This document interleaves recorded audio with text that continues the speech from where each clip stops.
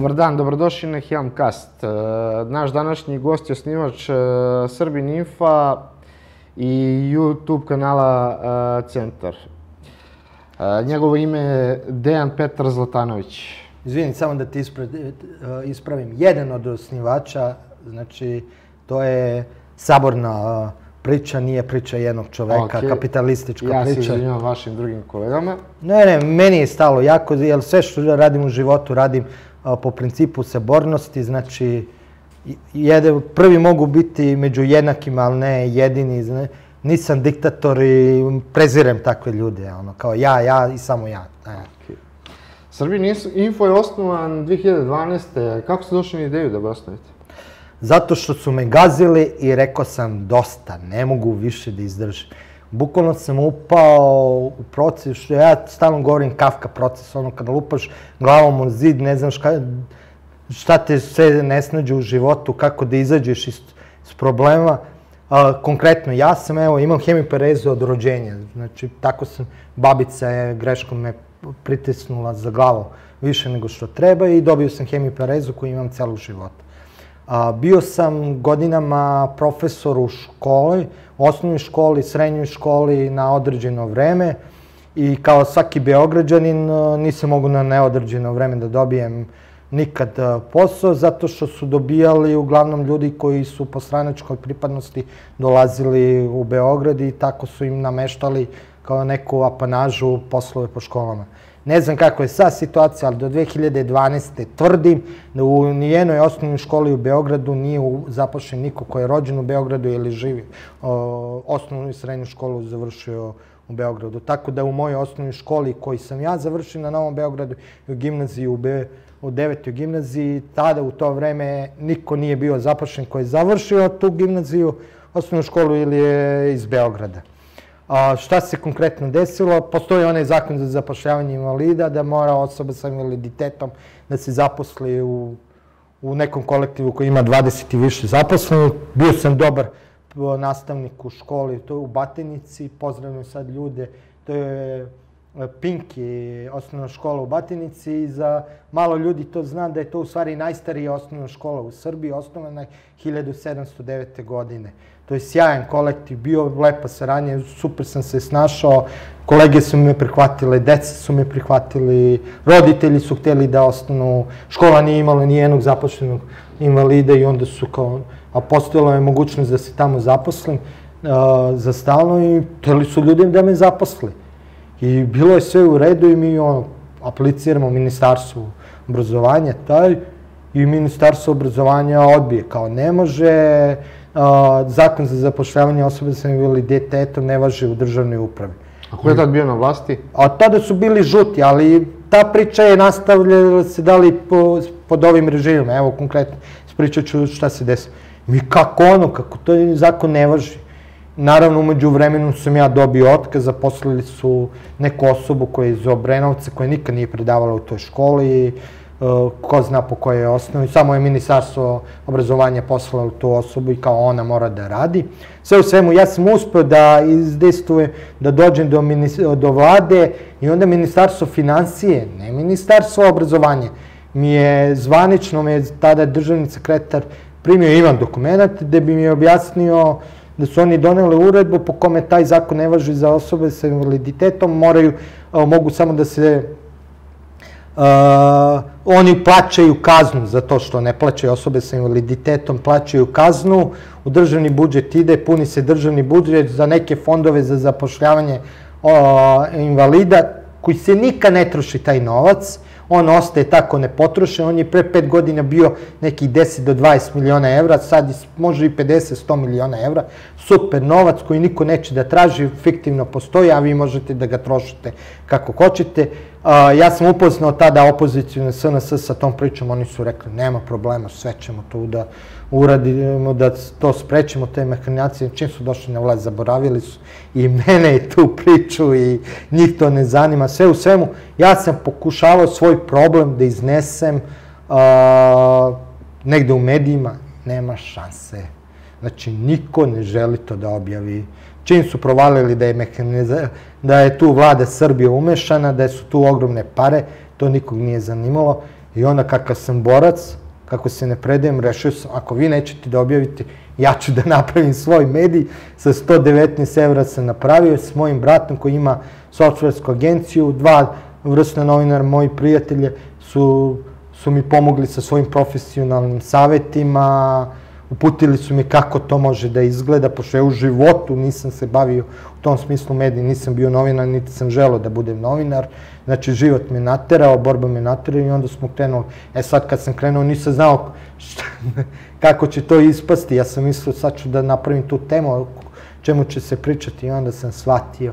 Ako ja ne pokrenem i teme koje su i opšteg značaja, ni moju temu neće niko o tome da govori. I to je poruka svima. Ako hoćete svoj problem da rešite, morate da rešite problem društva u kome živite, odnosno i drugime da pomognete. Ne možete biti egoista, da očekujete od društva, pomogni samo meni, a baš me briga za ovo je ostalo. Hajde shvatimo na to.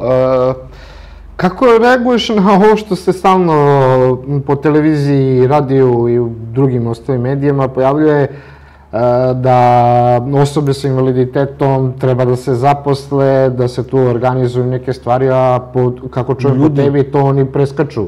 Tu ljudi, to je pranje novca, sve je to pranje, to je iskorišćavanje. Kaže, prave taj fondove, na primjer, da bi iskoristili osobe sa invaliditetom da se samo zaposle. Ja kad sam osnovao svoju firmu i hteo da povučem te pare, 3 do 6 meseci meni koji sam dosta funkcionalno, krećem se normalno, ja imam samo u ruci, ne mogu da sviram klavir, što se kaže. Idem u teretanu, normalno sve funkcionišem. 3 do 6 meseci mi je trebalo da skupljam tu dokumentaciju. Pa nikad ne bi osnovao firmu, da sam čekao njih. To je napravljeno da oni izvlače novac. Sve je napravljeno u državi. Počelo je sa SPS-om, žuti su to samo modernizovali, a ovi su savršili do maksimuma. Napraviš proceduru takvu da je kao sve otvoreno, sve izgleda dostupno, a kad hoće neko osim njih da povuče novac, ne može. Jer te ubiju u pojam, ubiju te sa tom procedurom, ubiju te sa tim svim raznim postupcima koji ti prvo traže novac, traže ti vreme, traže ti da više ljudi budu uključeni u tom. Ti naravno ne možeš, to mogu samo profesionalne ekipe da rade koji su povezani s njima i oni kažu, pa što se niste prijavili, što niste uzeli pare, a oni uzimaju ko zna za koje projekte i sve ostalo. Ljudi, sve je to, mi smo samo, kao što su Srbi sa Kosova razlog za njihov patriotizam, a predali su Kosovo de facto Šiptarima, jer ne znam koliko je poznato ljudima, da malo je Srba bilo iz ostalih srpskih zemalja na Kosovu. Granica između Kosova i Albanije ne postoji. Velika Albanija faktički ljudi postoji. Granica između Kosova, Makedonije, albanskog dela, gde su Albanci u Makedoniji, između Makedonije i Albanije, gde su Albanci većina, ne postoji. Velika Albanija de facto postoji u stvarnosti, ona funkcioniše. U tom smislu, znači, kao što Velika Albanija postoji, a oni se bore protiv Albanije, kao što postoji problem osobe sa invaliditetom, a masa su nezaposlenosti, kao što postoji problem sa natalitetom, a ništa se ne radi po tom pitanju da se reši problem sa natalitetom, pa imamo da su najljepše žene, najinteligentnije žene, zaposlene u raznim bankama, u raznim korporacijama, dobro su plaćeni, ali im je napravljen takav posao da nikad ne rode.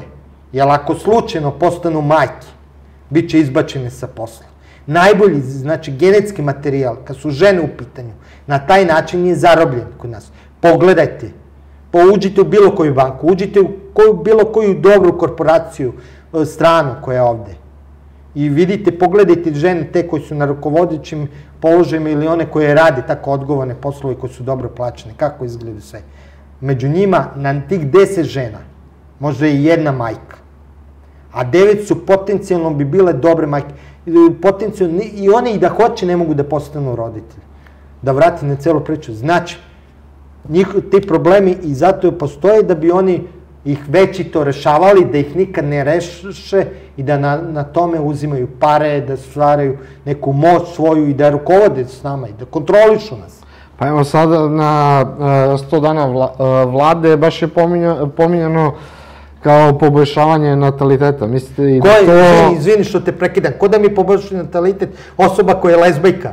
Ajde da se A to je Alan Ford, ljudi.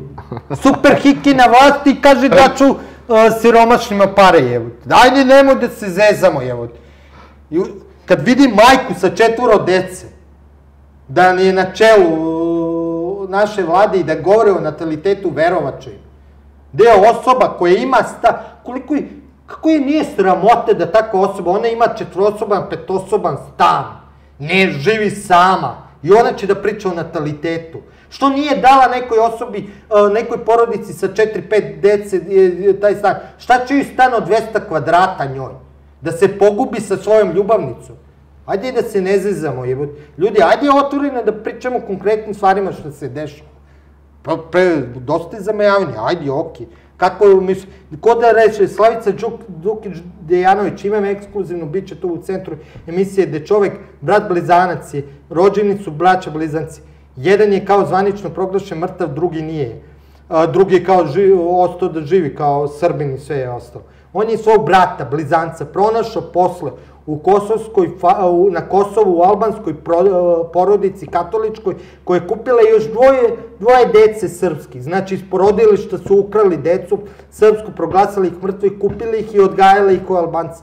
Srećom, on je svog brata blizanca pronašao. Zašto vam ovo pričam sa Slavicom Đukić-Dejanović? Taj čovjek je posle istraživao kako su nestajala deca srpska po rodilištima po Srbiji i sve ostalo. To traje od 45. koliko se od 56. on ima sigurno podatke, ali ovo se od 79. Znači, dok je ona bila prvi čovek kliničkog centra u Kragujevcu, desilo se na desetine takvih slučajeva koji su nestali. Na desetine srpske dece završilo se na Kosovu. A ona je 2011. godine proglasila te slučajeve zastarelim, da bi sada ona bila glavna za natalitet. Ko koga tu bre laže? Ajde da se ne zezamo, takva osoba bi trebala najmanje da izađe na sud. Prvo, ne bi smela da se bavi politikom, drugo, u normalnoj zemlji. Ona bi sad na sudu bila. Ja ne kažem da je direktno učestvovala. Možda je, ali ako je kao direktor se to dešavalo, imala i takvu odgovornost. Znači da je nesposobna, totalno. Izvini, oni koji ne radi svoj posao, dve stvari su, ili je bitanga, pa je korumpiran, ili je teška budala. A šta misliš, kako će se država boriti s time, pošto ja po nekim saznanjima imam da iz Brisela stiglo naređenje iz Evropske unije globalno da je to što se dešavalo u Srbiji oko nestanka dece praktično skoro pa genocid i zahtevi da se reši taj problem. Kako će oni rešiti kad je od 45. do maltene dan danas umešani su svi u tu trgovinu dece? Ko da rešava? Oni koji su to uradili, koji su u deal bili sa šiptarima. A šta misliš, zašto su šiptari postavljali svoji... Zašto te prekidam, su samo šiptarima ili što je bilo i u Švedskoj? Jeste, ali su šiptari najviše kupovali, to baš, kažem, ne Albanci, nego šiptari sa Kosova. A zašto šiptari? A bre, svaka porodica albanska koja nije mogla da ima decu, jer tamo je bilo normalno da imaš decu. Bilo je sramote i onda je najbliže im u Srbiji. Drugo je to rat, produženi specijalni rat protiv Srba koji su oni imali na Kosovu i tako su se produžili dalje. A mi smo toliko bili korumpirani da smo... Pazi, te ljudi koji su to učestvovali u Srbiji. Ljudi, ti koji su učestvovali, a ne pokaju se i ne izađu u javnosti, kako su učestvovali, večno prokletstvo će dobiti. Ali stvarno večno prokletstvo. Svi ćemo mi da umremo. Za 50 godina nas nema. Ti jako da nismo nikad bili. Biće ovdje neko drugi. A ovako, kao istoričar znam, prođe 50 godina. Evo imam 47 godina, ko da je juče bilo kad sam krenuo u osnovnu školu. Ljudi, večno prokletstvo vam kuca na vratima. A večno prokletstvo, dan večno prokletstvo je gori nego 100 godina Jasenovca. Svima vama koji se ne pokajate i ne izađete u javnosti, da kažete, da, ja sam učestvovao na taj i taj način, idete u večni pakao. Ne postoji ni jedan oproštaj na sud ovdje na zemlji koji vas može spasiti od toga. Jer to je ogroman zločin.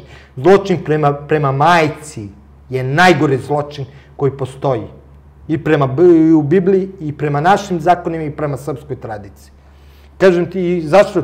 Ko će to da rešava? Kad su oni Evropski sud će ti reći treba domaće zakonodavstvo time da se pozabavi, a ljudi koji su umešani u to, oni su deo vlasti. Evo ti Slavica Đukić-Dejanović je u pitanju. Nema da i postoji politička volja, to bi se rešavalo pre nego što dođe u Evropski sud. Znaj sve što dođe do Evropskog suda, znači nije ovde postojala politička volja. Kad postoji politička volja, onda se uhapsi Mišković. Kad postoji politička volja, onda se pusti Mišković. Svima je jasno u pitanju da je raketiranje najobičnije.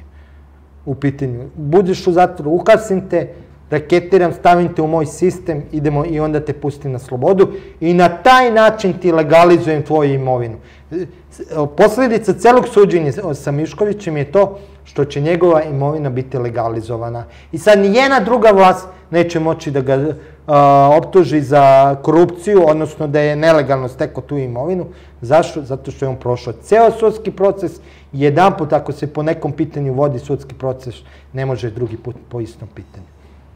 Ja mislim čak da je može to i igra bila na duge staze ili mu je ponuđeno u jednom trenutku tako, tokom procesa deal da se napravi.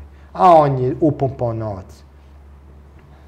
Tako da ne očekujem ništa. Ono je bilo interesantno vezano za Kosovo da nema granicu sa Albanijom, ali kad je u pitanju Velika Albanija, njihov cilj nije tu, znači njima je sve do Niša. Da li misliš da smo ugroženi, da li oni imaju plan da idu jednog dana do Niša? Oni imaju plan da dođu i do Beograda. Ljudi, nije toliko Niš i Vranje ugrožen koliko je Beograd ugrožen. Zašto? Gledajte, jedina dobra stvar, ali to je jedina dobra stvar, što su Amerikanci okupirali Kosovo zajedno sa Šiptarima dole, to što su razbili njihovu tu porodicu zato što je ušla droga, zbog trgovine droge, ništa drugo, i natalitet im opada. I sad je bila gej parada. I to, ne samo, opada im po gradovima, oni su uprešljeni prošle godine imali, ili preprošle prvi put više im se umrlo nego rodilo se. U selima se još rađe. Drugo, oni masovno beže u inostranstvo i sve ostalo. Ali ja sam to doživio. Kad sam bio u obilaze srpskih manastira i ono, pa sam bio i u Prištini, bio sam u Đakovici, Prizrenu i ono, pa su nas obezbeđivali ti šiptarsko-okupatorski policajci njihovi. Oni su me pitali kako da dođem u Beograd, da se provodim po spavama i kako ja u Beogradu mogu da dođem ko normalan čovjek. Nisu me pitali za Niš, nisu me pitali za Vranje. Oni sve manje imaju genetskog potencijala u tom smislu da okupiraju, da dođu kao nekad da kupuju zemlje i sve ostalo. Drugo, kada ode neko dole vidjet će ima benzinske pumpe, ima mesare za pranje novca, ne postoji. Ima tržni centri u Poljani. Kad sam pitao baš te policajce šta je, kaže pa peru novac. Mislim, ne, jedina obradiva zemljišta je tamo oni koji Srbi obrađuju. To su mi isto policajci njihovi rekli. Šiptari ne obrađuju, oni su bre pljačkaši, nomadi, oni se zato i ne drže sve Kosova, kao Kosovo ide odmah, prvom prilikom odu u Švajcarsku, Nemačku, jer oteto prokleto, to nije njihova zemlja. Kosovo nije njihova zemlja, oni to znaju, genetski znaju. I koja je fora? Njima je cilj, pošto njima Beograd je ipak najveći grad na Balkanu. Ajde, sa Atinom, ne znam koja, ali najveći grad, ajde, u ovom regionu i sve ostalo. Drugo, ipak je tu u centru svega i zbog poslova nekako je na pola puta između Nemačke i mora, između Rusije i ovog zapada. Beograd je tu, to Beograd Budimpešta, kažu da je to najbolji ta dijagonala za ceo taj, ajde, evropski deo, povezivanje Evrope sa Malom Azijom, stvarno je taj potez najbolji. Njima zbog para, zbog poslova, jako je bitan Beograd. I ono, jedino što ja sam se slagao sa Đinđićem, to je ono u njegovom poslednjem intervju, posle koga su ubili ga. I ja najverovatnije mislim da je ubijen i zbog toga, što je on rekao, ljudi to zaboravio, ja nikad neću priznati nezavisnost Kosova, samo zato šta, da treba šiptarska mafija da nam kupuje Slaviju i Teraziju. Da otvaraju tržne centre i sve ostalo. To može da nam se desi. To je to. Priznavanje okupacije, šiptarsko-okupatorske okupacije na Kosovu kao da je to njihova država. Priznavanje nešto što je moje, bre. Što su moji preci krvarili, što su moji preci ostavljali tamo. Ja sam sa Jugosrbije. Ko je on, izvini, Vučiću sve, su njegovi preci tamo ostavili kosti na Kosovu. To njemu čale ostavio, deda mu ostavio pa da on poklanja. Dakle, njemu pravo i bilo kome da poklanjaju. Moji su preci ostavili krv tamo. Ja sam s krvljom to genetski platio. Ne ja, masa u Srbiji je platila to s krvlju, to Kosovo. S krvljom smo se zavetovali, a plus manastiri s kojim smo se s Bogom zavetovali da je Kosovo srpsko. Nevezano. To je problem, da će nam okupirati državu preko Beograda. Doći će u Beograd. A kao neko ko već ima prostoriju u centru grada, Večernjim novostima i onda, pošto je to trg Nikole Pašića i onda blizu se živim na Novom Beogradu, sam živio ceo život, sad u Leštane, to je prigradsko selo, beogradsko, nisam vidio te Arape ili ljudi sa Bliskog istoka toliko. U centru grada, dođite, vi koji ne živite u centru grada, baš Beograđani, jer ja s Novog Beograda retko kad sam išao u Knez. To je ono, u Knez su dolazili ljudi koji nisu u Beogradu, dođeš, Beograd je veliki, ima dosta toga da se vidi van Kneza. Sad kad sam bolje upoznao centar grada, ljudi moji, pa znate koliko je Arapa u centru Beograda? To nisu Arapi oni koji su migranti, što mi mislimo sirotinje sve. To nije ona naša srpska sirotinja koja je pobegla, koja je oterana sa svojih vekovnih ognjišta u Srpskoj Krajini i u Republici Srpskoj ili sa Kosova i Metohije ili s Makedonije, što isto zaboravljaju da je dosta njih otešlo i sve. Koje nije imalo stvarno ništa, koje je pobeglo ono da nije, tako reći, šta je moglo da pokupi. Ne, to su ljudi koji se kupuju firmiranu odeću, koji ulaze u najskuplje restorane da jedu i piju. Gde oni žive, bre? Odakle njima pare za to? Ja sam već godinu dana u centru, nisam godinu, ali više od 6 meseci. Viđam ih stalno, nisu to nova lica, viđam ih sad sa porodicom. Dolaze žene sa decom. Mogu da kažem, stvarno su kulturno vaspitani, u smislu ne prave oni problema, nisu to oni migranti što mi gledamo da se ubadaju s noževima ili te priče ili da sad napadaju devojke. Ne, to je kao neki kulturno fin svet. To je svet koji živi u Beogradu najverovatnije, koji osjeća Beograd kao svoj grad. Nije sad neko će reći, ja sam sad šovinista, nacionalista. Bre, pitam se kao normalni Beograđan ko Srbi, otkud on ovde, kako on, od čega živi?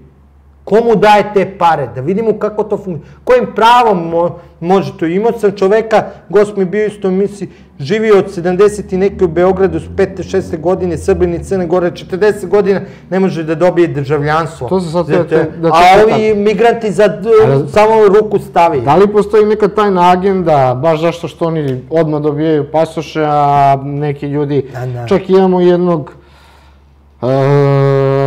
dobrovoljca koji je bio na Kosovu, koji je ostao ovde, oženio se, izgubio oko...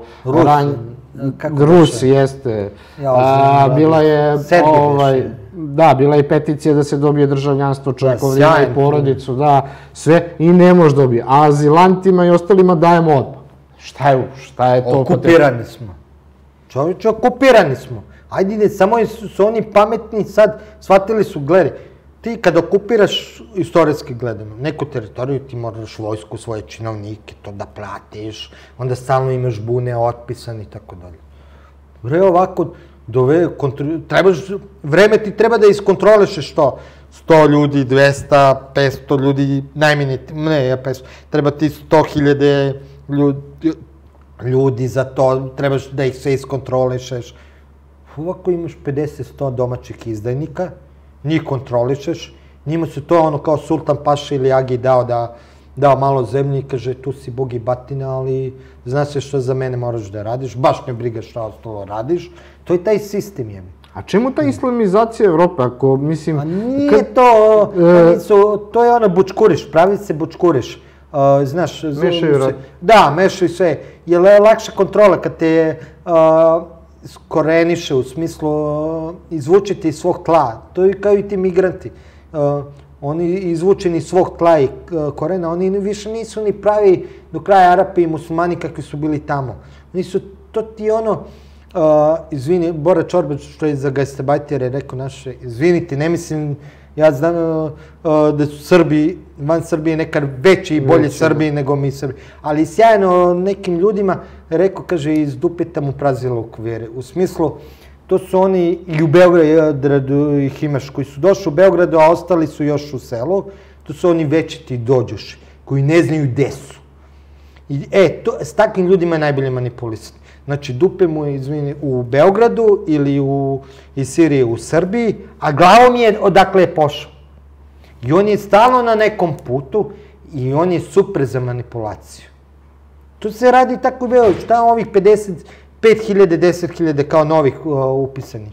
Oni ih stalno upisuju, masovno upisuju. Šta rade? To su radili žuti. SNS, SPS.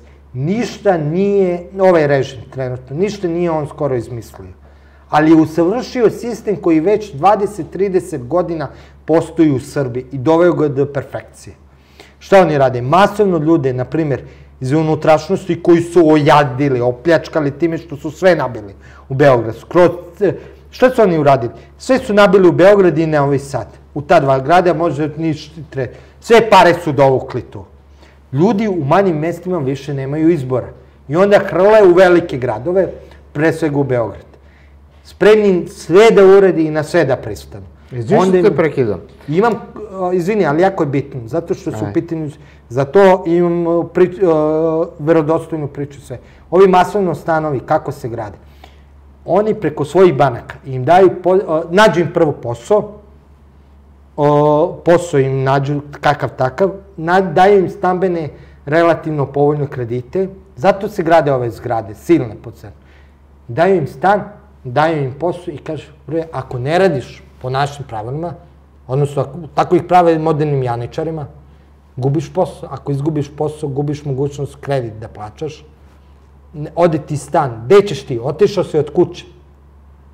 I ti onda imaš u Beogradu vlađaju dođoši, a Beograd sve kupi pare u manjim mestima i ovi s pravom u manjim mestima, Vranju, Leskovcu, Kuli, sve. Ljudi sve znam uze Beograd, Novi Sad. A mi u Beogradu opet nemamo ništa. Evo ono iz početka emisije, ja ne mogu da se zaposlim kao Beograđanin u osnovnoj školi. I onda pravi između nas svađu. Između, nazovimo, ja sam dođeš u svom gradu, on je stranac u svom gradu pa je proteran, tako reći, i onda se pravi svađa.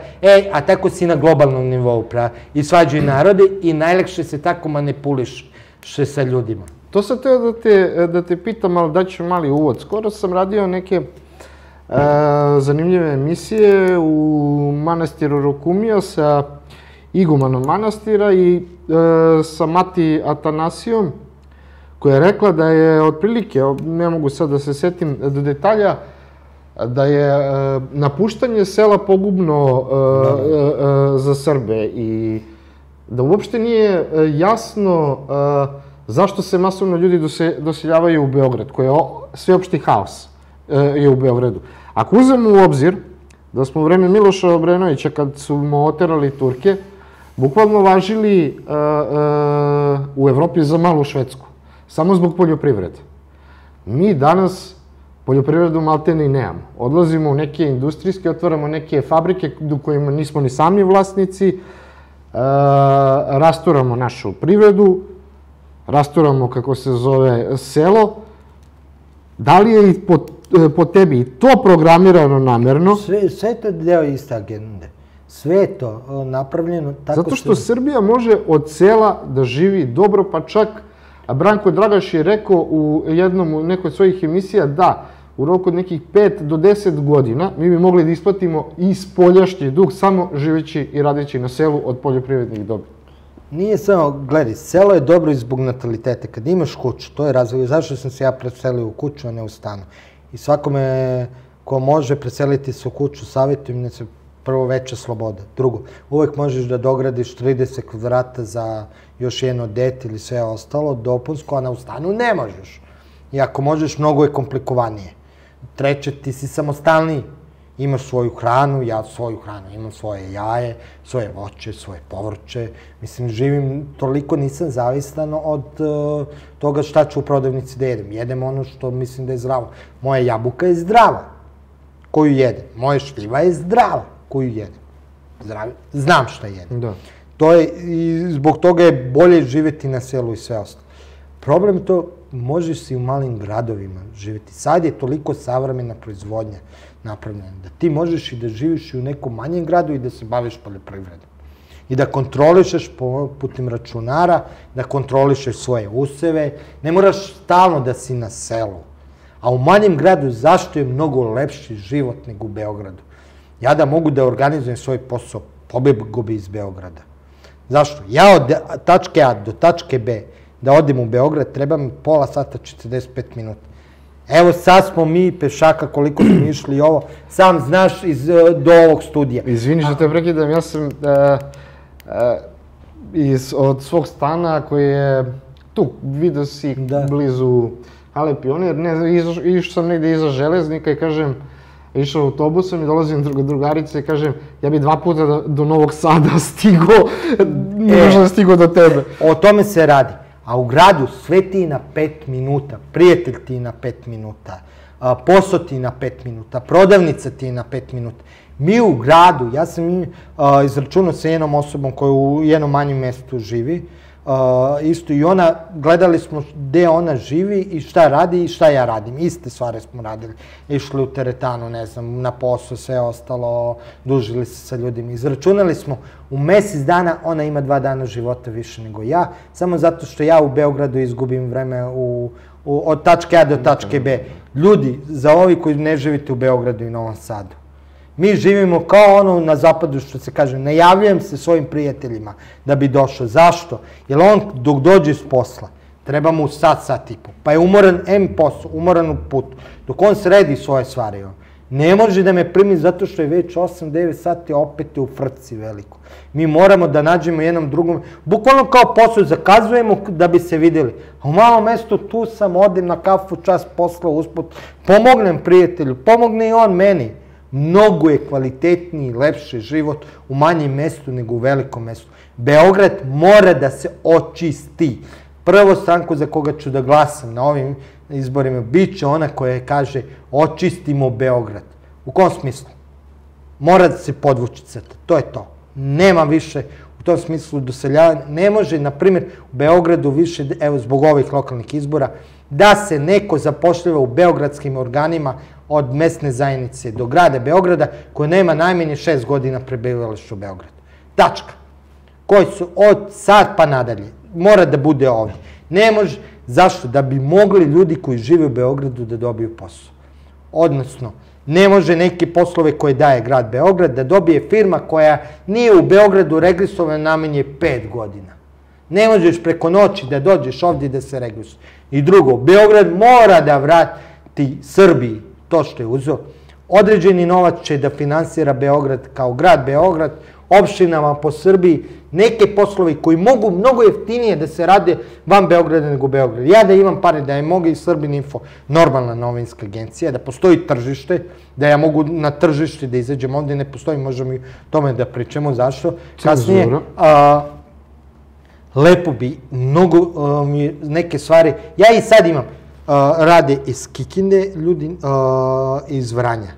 Zašto? Pa mnogo jeftinije, tamo ljudi manje mu trebaju troškovi života. Mnogo jeftinija, ajde grubo rečeno radna snaga, ali u smislu plata, kad nemaš šta da... Ja ne mogu da platim čoveka u Beogradu toliko da mu izađem u susret kao onome u provinciji. Da, znam. Ja bih najradije otišao u Ćupriju ili u Knjaževac koliko je bolje. Ja znam za Vranje, u 50.000 u Vranju plata je kao u Beogradu 80.000. Realno gledano. I zato masa poslova, sad koji se kompjuterski rade, nema potrebe da se rade u Beogradu ljudi. Drugo, što bi masa, to decentralizacija Srbije u tom smislu, su ne da se decentralizuje Srbija, da se sad prave neke pokrene i sve ostalo, nego centri, ne znam, centri za metalurgiju, što instituti za metalurgiju, koji će oni u Beograd? U Boru, bre, institut za poljoprivredu i voćarstvo, Čačak, ili za ratarstvo, Novi Sad ili Subotica, Narodna banka Srbije, Sremski Karlovci, prelepi su. Lepo, malo mesto, što ne bi u Sremskim Karlovcima, ne znam, lupam, to je samo moj predlog, ja ne kažem da mora tamo, ljudi moji. U Nišu, što bi Vojna akademija bila u Beogradu? Imamo padobransku elitnu jedinicu, blizu je Kosmet. Niš je glavni, to zašto se svi tuku i Rusi i Amerikanci da uđu u Nišu? U Nišu Vojnu akademiju stavi, šta će i generalštab? Glupi su Amerikanci što je u Pentagonu vojska, glavni cilj i ovaj. Vojna baza najveću, okoline Niša, ne znam, zamisli velika, najveća vojna kasarna da je na Pešteru. Pravo bi značilo ovim Srbima pravoslavcima, a zbog sve to muslimana i sve ostalo. Koliko bi tamo značilo za taj kraj, koliko bi ljudi, na primjer, negde, dao smo ili između Zlatibora, negde Nova Varoš ili tako nešto, Kraljevo. Ljudi, vojna industrija isto, otvarajmo po čitavoj Srbiji je. Dosta je toga da se vrati na lokal. Prva stranka koja se za to zalaže, dobit će moju podršku. A ne ove sve stranke, sve se svodi kako ću da uklopim svoje ljude ovde kad dođu na vlasti. Dokle bre, hoće da od Srbije naprave beogradski pašalog. Ne može više. Pa možda je to i cilj, koliko sam ja... Da, ali zašto mi pristajemo na to? Šta je cilj? To masa puta kaže, čujemo cilj za ovo, cilj za ovo. Mi Srbi, samo izvini, da završim misao.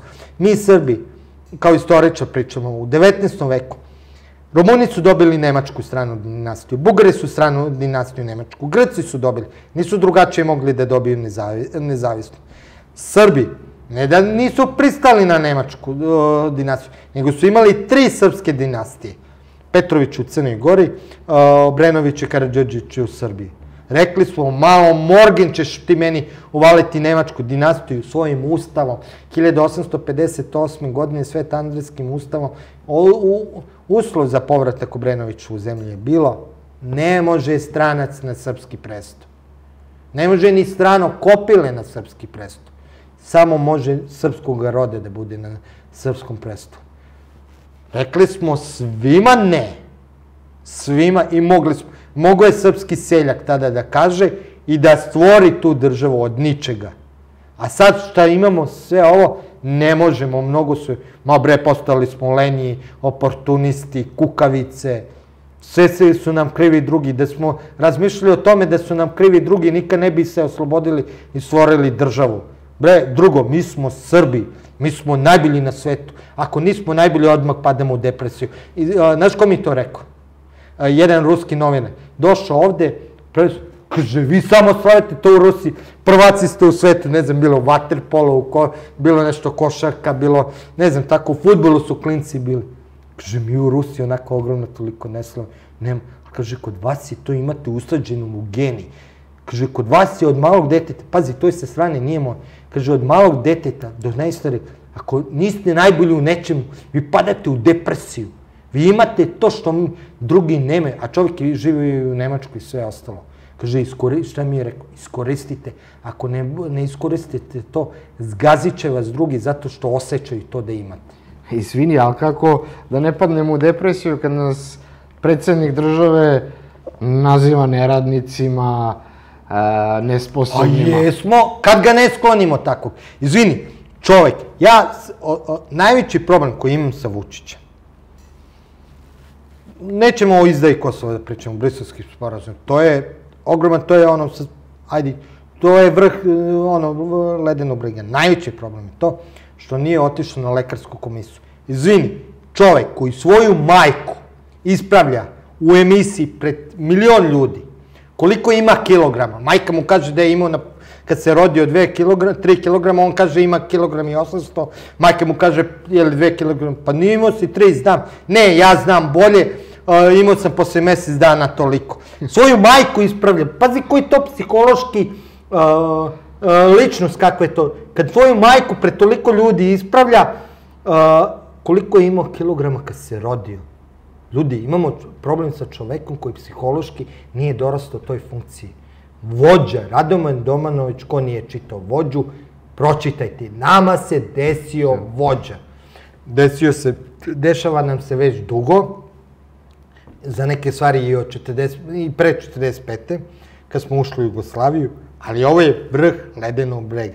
To je najveći problem.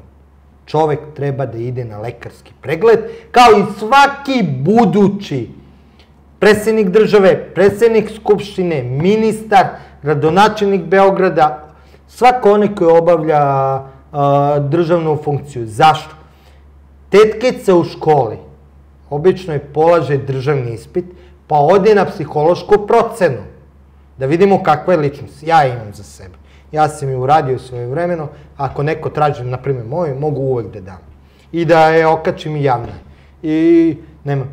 A nemamo za običnog političara od mesne zajednice, a da ne govorimo od predsjednika države.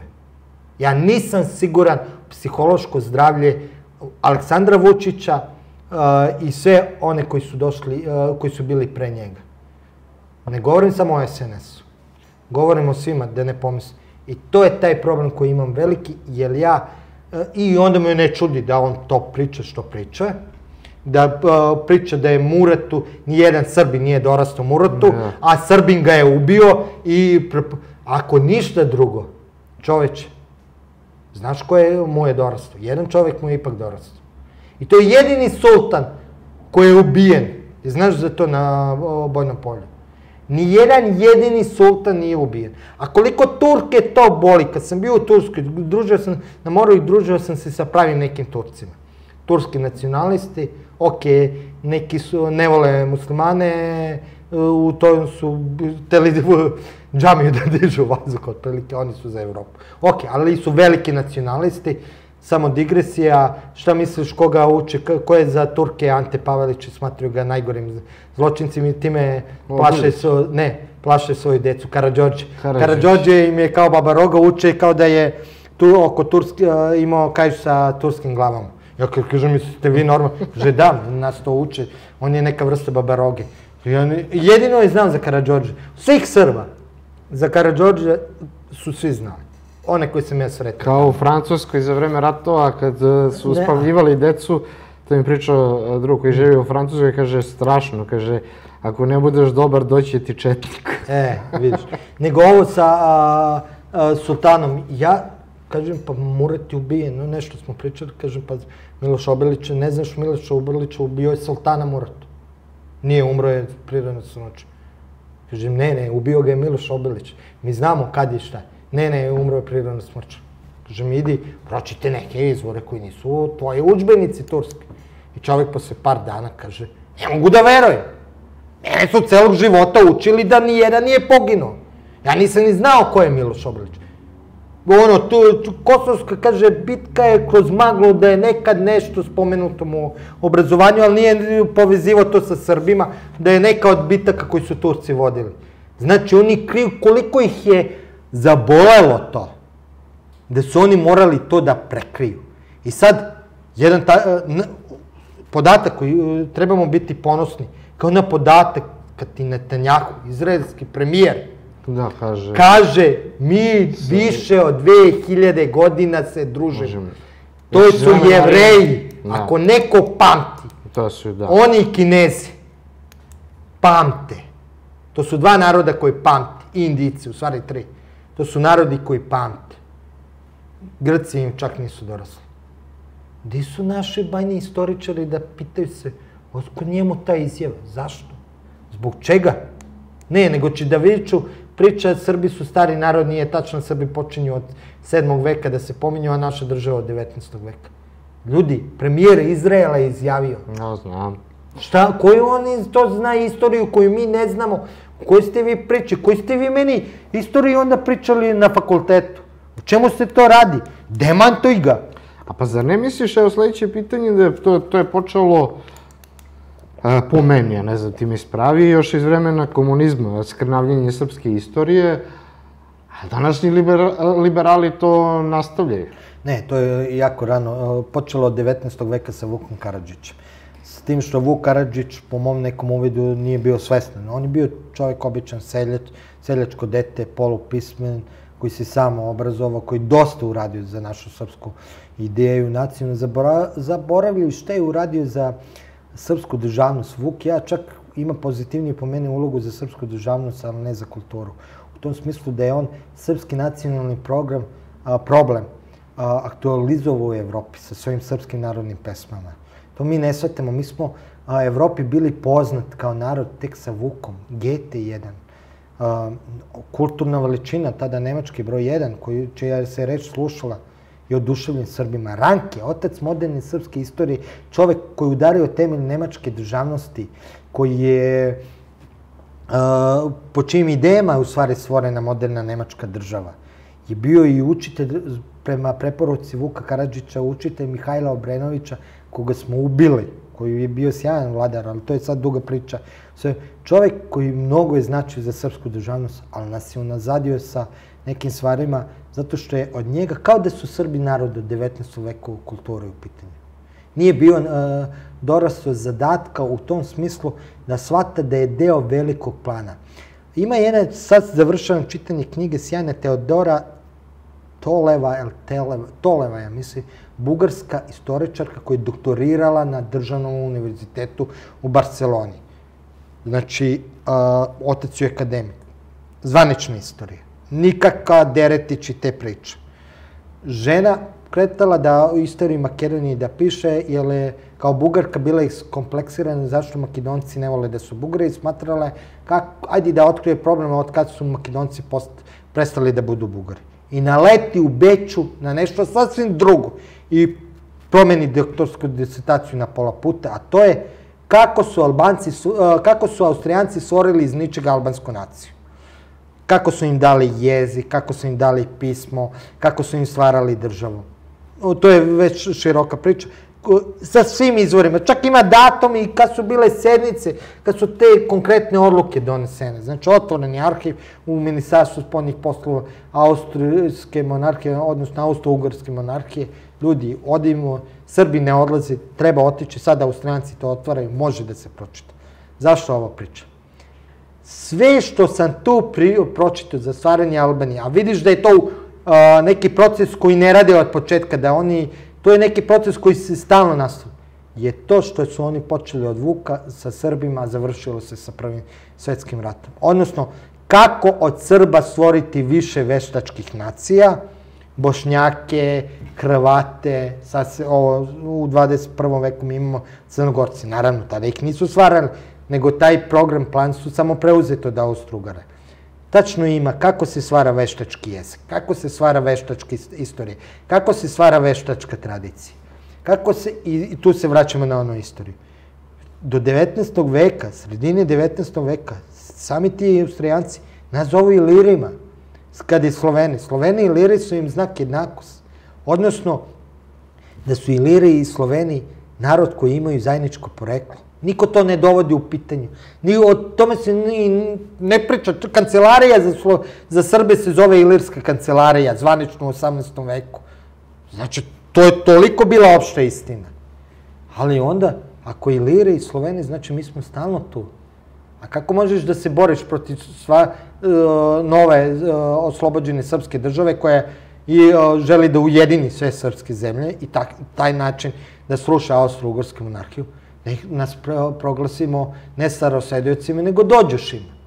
Kao neko ko je došao tu i koji ima i neko drugi ista prava da ga iseli.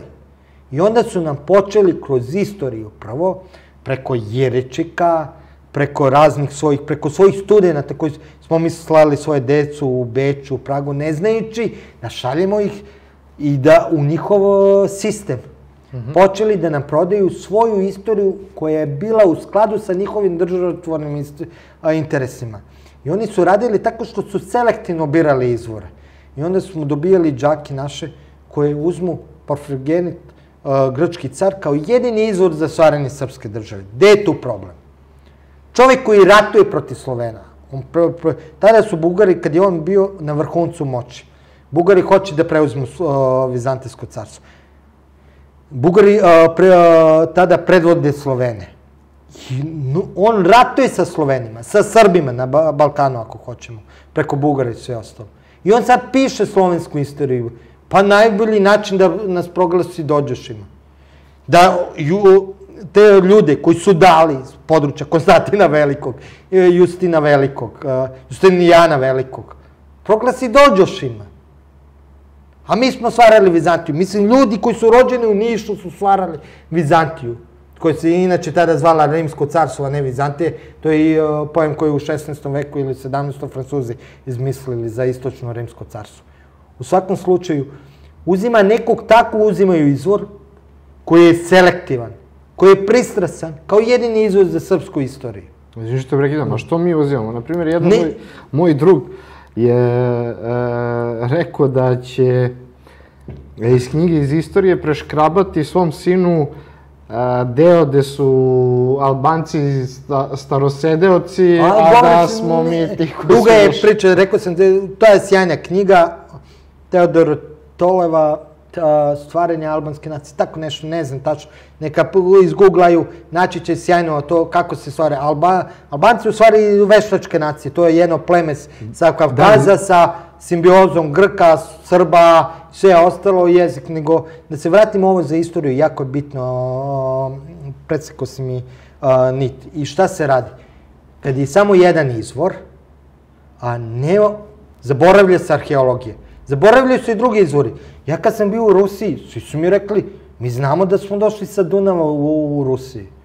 Znamo i da je bilo seobe. Ja ne kažem da nije bilo seobe Slovena, ali kažem da su ovdje ljudi bili na Balkanu, živeli još koji su jako bili srodni sa ovim Slovenima koji su došli. A ti Sloveni nisu bez veze dolazili na Balkan, nego su sećali se da dolaze sa Balkana da su došli tamo. Ko je fora? Nestorova hronika, koja je glavni izvor za drevnu Rusiju, po kojoj se priča da su prvi vladari Rusije bili Vikinzi. Ja sam je zbog toga i kupio. I stvarno, prva rečenica glasi: 3 ruska plemena, on navodi koje su tamo, ili ruskog imena plemena sa ruskim imenom. Rusini? Ne, on navodi koje su, nije ni bitno, kao 3 plemena velika sa ruskim imenom su došli sa Dunava, da ne kažemo Balkan, oni kažu, jer su ih Volvi, tako, Rimljani, naziv za Rimljani, proterali sa svojih ognjišta. Znači, a imamo veliki rat Rimljana s krajem stare ere i početkom nove ere, koji je trajao više od pola veka sa Ilirima, koji se završio s nekom vrstom pakta, jer posle toga Iliri masovno ulaze među Rimljanima, nije ni čudo posle koliko je rimskih careva bilo sa Balkana i ilirsko poreklo i sve ostalo. A znači, i sami Rimljani kažu da im je to najduži, najiscrpniji rat bio koji su vodili, sve ostalo. Jer su vodili sa celom jednom rasom na Balkanu. Sve u svemu.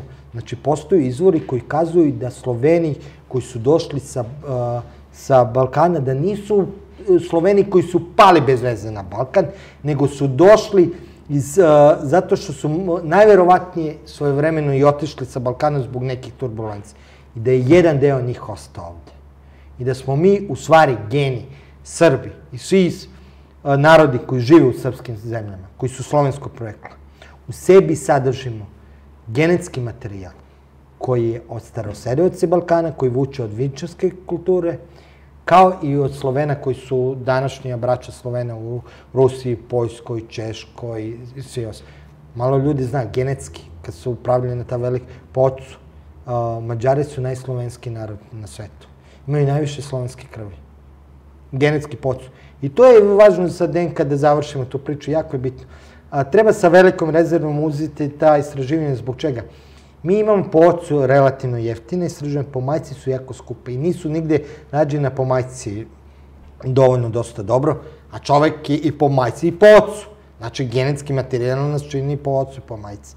Drugo, nigde u svetu nisu urađena detaljno genetska istraživanja modernih, na primjer nas modernih Srba, da je to relevantno istraživanje. Drugo, mi imamo arheološki dosta DNK materijal iz starog veka koji nije ispitan da vidimo, ali imamo u Viminacijumu masovno grobove.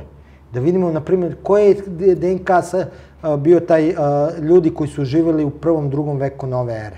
Nađemo u Vinči DNK ili to, da ispitamo kakav je DNK materijal, to nije ispitano detaljno. Na Balkanu bio pre 3-4 hiljade godine, kakav je bio pred 1000 i po 2000, u srednjem veku, a kakav je danas. Pa onda da uporedimo. Tako da DNK priča je jedina priča koja može stvarno da otkrije ko smo i šta smo do kraja i zbog toga onima koji su cilj da nas zavade, da od jednog naroda naprave 10 naroda, im je cilj da zamute vodu sa raznim DNK istraživanjima koja nisu relevantna, da postoji 10 priča i da onda Bosanci ladno kažu, Bošnjaci, mi smo najstariji narod na svetu, Hrvati, mi smo najstariji narod, Srbi nismo, svi živi govore da su najstariji narod. U stvari jesu ovi narodi ovdje, što trebamo da vidimo da li ja i tvrdim i ono, ali to je ajde druga priča, da je srpsko ime najstarije na svijetu, u smislu to najstarije indoevropsko ime, zato što ga ima i u Indiji, ima ga svuda po svetu. Kad si otišao u inostranstvo, kažeš iz Srbije, masu puta mene su rekli kao ti si iz Sibira ili Sirije. Je li to slučajno? Misle da sam iz Sirije ili Sibira, kad kažem da sam iz Srbije. Ali ajde, to su lingvističke priče koje ima dosta relevantnih ljudi kao Damjanović, ne, kako se zove, Radovan Damjanović, valjda, što nije ni bitno. Ljudi koji se bave time, koji su filolozi, završili. Bitno je da se počne to istraživanje na naučnoj osnovi, relevantno da vidimo ko smo i šta smo. I po meni je i to zadatak ove srpske države, će to biti pre svega natalitet, a kada je u pitanju istorija, da uradimo relevantnu DNK analizu naše nacije. Jer zašto? Razbit ćemo razne mitove onda, koji su nam uvalili sa zapada, ma i sa jugoistoka, mislim i sa Turske carevine, da bi nas zavadili ovdje. Da vidimo koliko smo mi koji ovdje živimo međusobno srodni. Prvo mi između sebe. Ako vidimo da smo mi između sebe dosta srodni, onda ćemo ipak znati da je brat za brata treba. Teže će da nas zavade. A onda da vidimo s kim smo mi to u svetu onda i osrodni. Ko je sve od nas nastao? I jako je bitno koliko su oni pre 6000 godina srodni s nama koji smo sada ovdje. Mislite li da zapadne sile igraju jaku ulogu u kreiranju srpske politike? A sve što sam pričao, to su priče o zapadnim silama. Znači, misliš da su sve to zapadne sile koji dan danas rade na istom principu? Trenutno, nijedna vlast u Srbiji ne može da dođe na vlast ako Zapad to ne amenuje. Trenutno je tako stanje. Zato što smo mi iznutra napravili tu priču da nam je potrebna podrška Zapada. Da smo dovoljno jaki, kao što smo bili do početka Prvog svjetskog rata, možda je majski prevrat, nemam dovoljno informacije, i to bio kreiran sa Zapada ili uz prečutnu podršku Zapada 1903. godine i da tada u stvari počinje to polako okupacija Srbije. Definitivno Jugoslavija je okupacija Srbije, jer mi umjesto da stvorimo od srpskih zemalja veliko ujedinjeno srpsko kraljevstvo, što je bio prirodan tok, što smo mi želeli tokom okupacije i po Turcima, da stvorimo tu državu. Mi smo stvorili i to okupacije po Turcima, iskreno malo se lomim i tu. Zašto? Pošto sam veliko Srbin. I za mene su i muslimani Srbi, ovi koji... Ja Bošnjake, to mi je teritorijalno. Mislim, oni su Srbi, bre. A kad pogledaš Osmansko carstvo u jednom dobrom periodu su baš Srbi, Srbi muslimani, Srbi ko Mehmet Paša Sokolović, koji su rođeni kao pravoslavci Srbi, vodili to carstvo. Pitanje je koliko i do koje mere i kad je bila to okupacija, a do koje mere bio taj suživot i neke vrste. 18. vek i 19. jeste okupacija, 15. kad su nas osvojili jeste, ali ima baš period te turske carevine za koju možemo da kažemo da i nije baš bila klasična okupacija. Zato što mi Srbi smo dosta učestvovali u toj državi i stvarali smo tu državu na neki način. Imali smo svoju Pečku patrijaršiju, mi smo skupljali svoje poreze. Ne znam koliko ljudi znaju, dok je trajala Pečka patrijaršija, sad će se moji profesori naljutiti na fakultetu Moros, ja mislim od 1570 i neke, ne mogu da se setim kad, ili 550, ne mogu da se setim kad, do 1700 i neke, 40, ne, tako nešto je bila Pečka patrijaršija. Šta je bitno?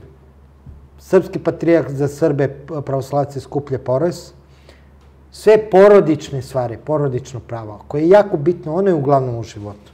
ide preko crkve. Znači, nasledstvo, deoba zemlje, gde šta da ostavim. Ide preko crkve. To je preko naše patrijaršije. Drugo, ti Srbi muslimani koji su imali još tada jaku nacionalnu svest, da su isti narod kao Srbi, pravoslavci, da tu nema razlike nacionalno, da ima verske, ali nacionalno da nema, su jako bili uticani u okviru te Turske carevine. I onog trenutka kako opada njihova i moć u okviru Turske carevine, tako dolazi i do toga i do razdvajanja Srba muslimana ili Srba pravoslavaca, da je Srba i pravoslavcima sve gore i gore bilo i da je seoba Srba na severi, ova velika seoba je naravno nije krenuta zato što su iz nekog čefa, nego zato što su morali glavu da spašavaju. Bilo je pitanje biološkog opstanka nacije. Tako da, da vratimo, u 19. veku smo sami, niko ništa ne, sami uz pomoć Rusije, to da ne zaboravimo, stvorili državu. Zato što sve što smo sami hteli da izborimo, Rusi su nam otvarali vrata. Rusi su sa mirom sa Turcima krajem 18. veka otvorili vrata tako što su naterali Turke da pravoslavni problem pravoslavaca na Balkanu u okviru Turskog carstva bude pitanje koje je međunarodno pitanje na koje ima pravo rešavanja Rusiji i oni su izborili da Srbi dobiju autonomiju u okviru Beogradskog pašaluka.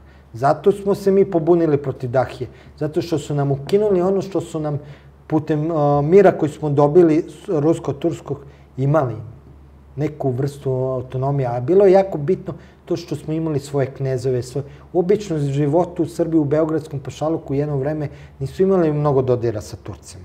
Živeli su po selima, Srbi su skupljali poreze, Srbi su živeli, su između sebe sudili, teške prekršaje Turčin je osudio, Turčin dođe, uzme to povremeno. I kako se ukidala ta autonomija koju smo preko Rusa dobijali, tako su se Srbi bunili i na kraju se pobunili 1804. Miloš je sve dobijao i one hati šerife uz pomoć ruske diplomatije. I samo uz pomoć Rusije. Nikakve zapadne zemlje. Da nije bilo Rusije, ništa ne bi dobio. I najvažnije, Rusi su dolazili ovde da ginu i umiru. Ne postoji parče srpske zemlje da nije neki ruski vojnik ovde poginuo i dao za slobodu. Najpoznatiji je ljubavnik Ane Karenini iz Vlava, to je grof Vronski. On je ovdje. U manastiru, sahranjen manastir Roman, tu je i... Da ne govorim koja bi to bila turistička atrakcija i celog sveta da dolazi tu. Koju ne znamo da iskoristimo, ali znači takav jedan čovek je imao potrebu da dođe za Srbiju da ratuje i da pogine i da ostavi svoj život. I kosti ovdje. Samo ta priča, sve u svemu. Od 20. veka se definitivno pitaju i mehanizmi su različiti. Drže nas preko kredita, preko medija, preko toga što postavljaju vlasti ovo SNS. 2004. po nekim pričama je SNS napravio dogovor. 2008. godine sauna. Oni izbori, kad je Tadić pobedio? 2008. jeste ono, sauna sedimo, ja i jedan iz obaveštenih službi, neću da kažem iz koje vrste obavešteno bezbedonosnih struktura čovjeka. Pričamo. Ja sam tada profesor u školi, obično, ali volili smo geopolitici, tako sedimo u sauni pa ono, mrsimo što se kaže. I on meni tada, ja pričamo, i on tada meni kaže pobedit će Toma Nikolića. Kažem, neće, kao u britanska priča. Ja kažem, neće, 2008. Ja kažem, neće. Bio sam ja upravo, posle ću ti reći zašto sam smatrao da neće. 2008. I on kaže, zar ne znaš da su Britanci napisali, Britanci rade na tome, Toma je još bio u radikalima, stvaraju mu stranku, pišu mu statut i to je gotova priča. Znači, naše znaje. On je njihov čovjek. Ja kažem, ma daj, evo. Da, kaže, gotova priča, oni nemaju statut, nemaju stranku, sve im sređemo, mi to znamo. Kaže, on će najvjerovatnije pobediti. Ja sam smatrao da neće samo zato što mu Šešelj nije dao podršku i rekao sam, ako mu, moguće to, ali to mi izgleda opet, ne mogu da verujem da je se Toma toliko prodao. Vučić nije ni postojao ni u na znakama, odmah, nisam bio toliko pametan, ni on, taj obavještajac, da pričamo bezbednijak, da pričamo o Vučiću, ni u naznakama, pričali smo to i smatrao sam da bez Šešeljeve podrške Toma ne može da pobedi i to se dokazalo kao da je nemoguće, znaš, jer ipak to biračko telo.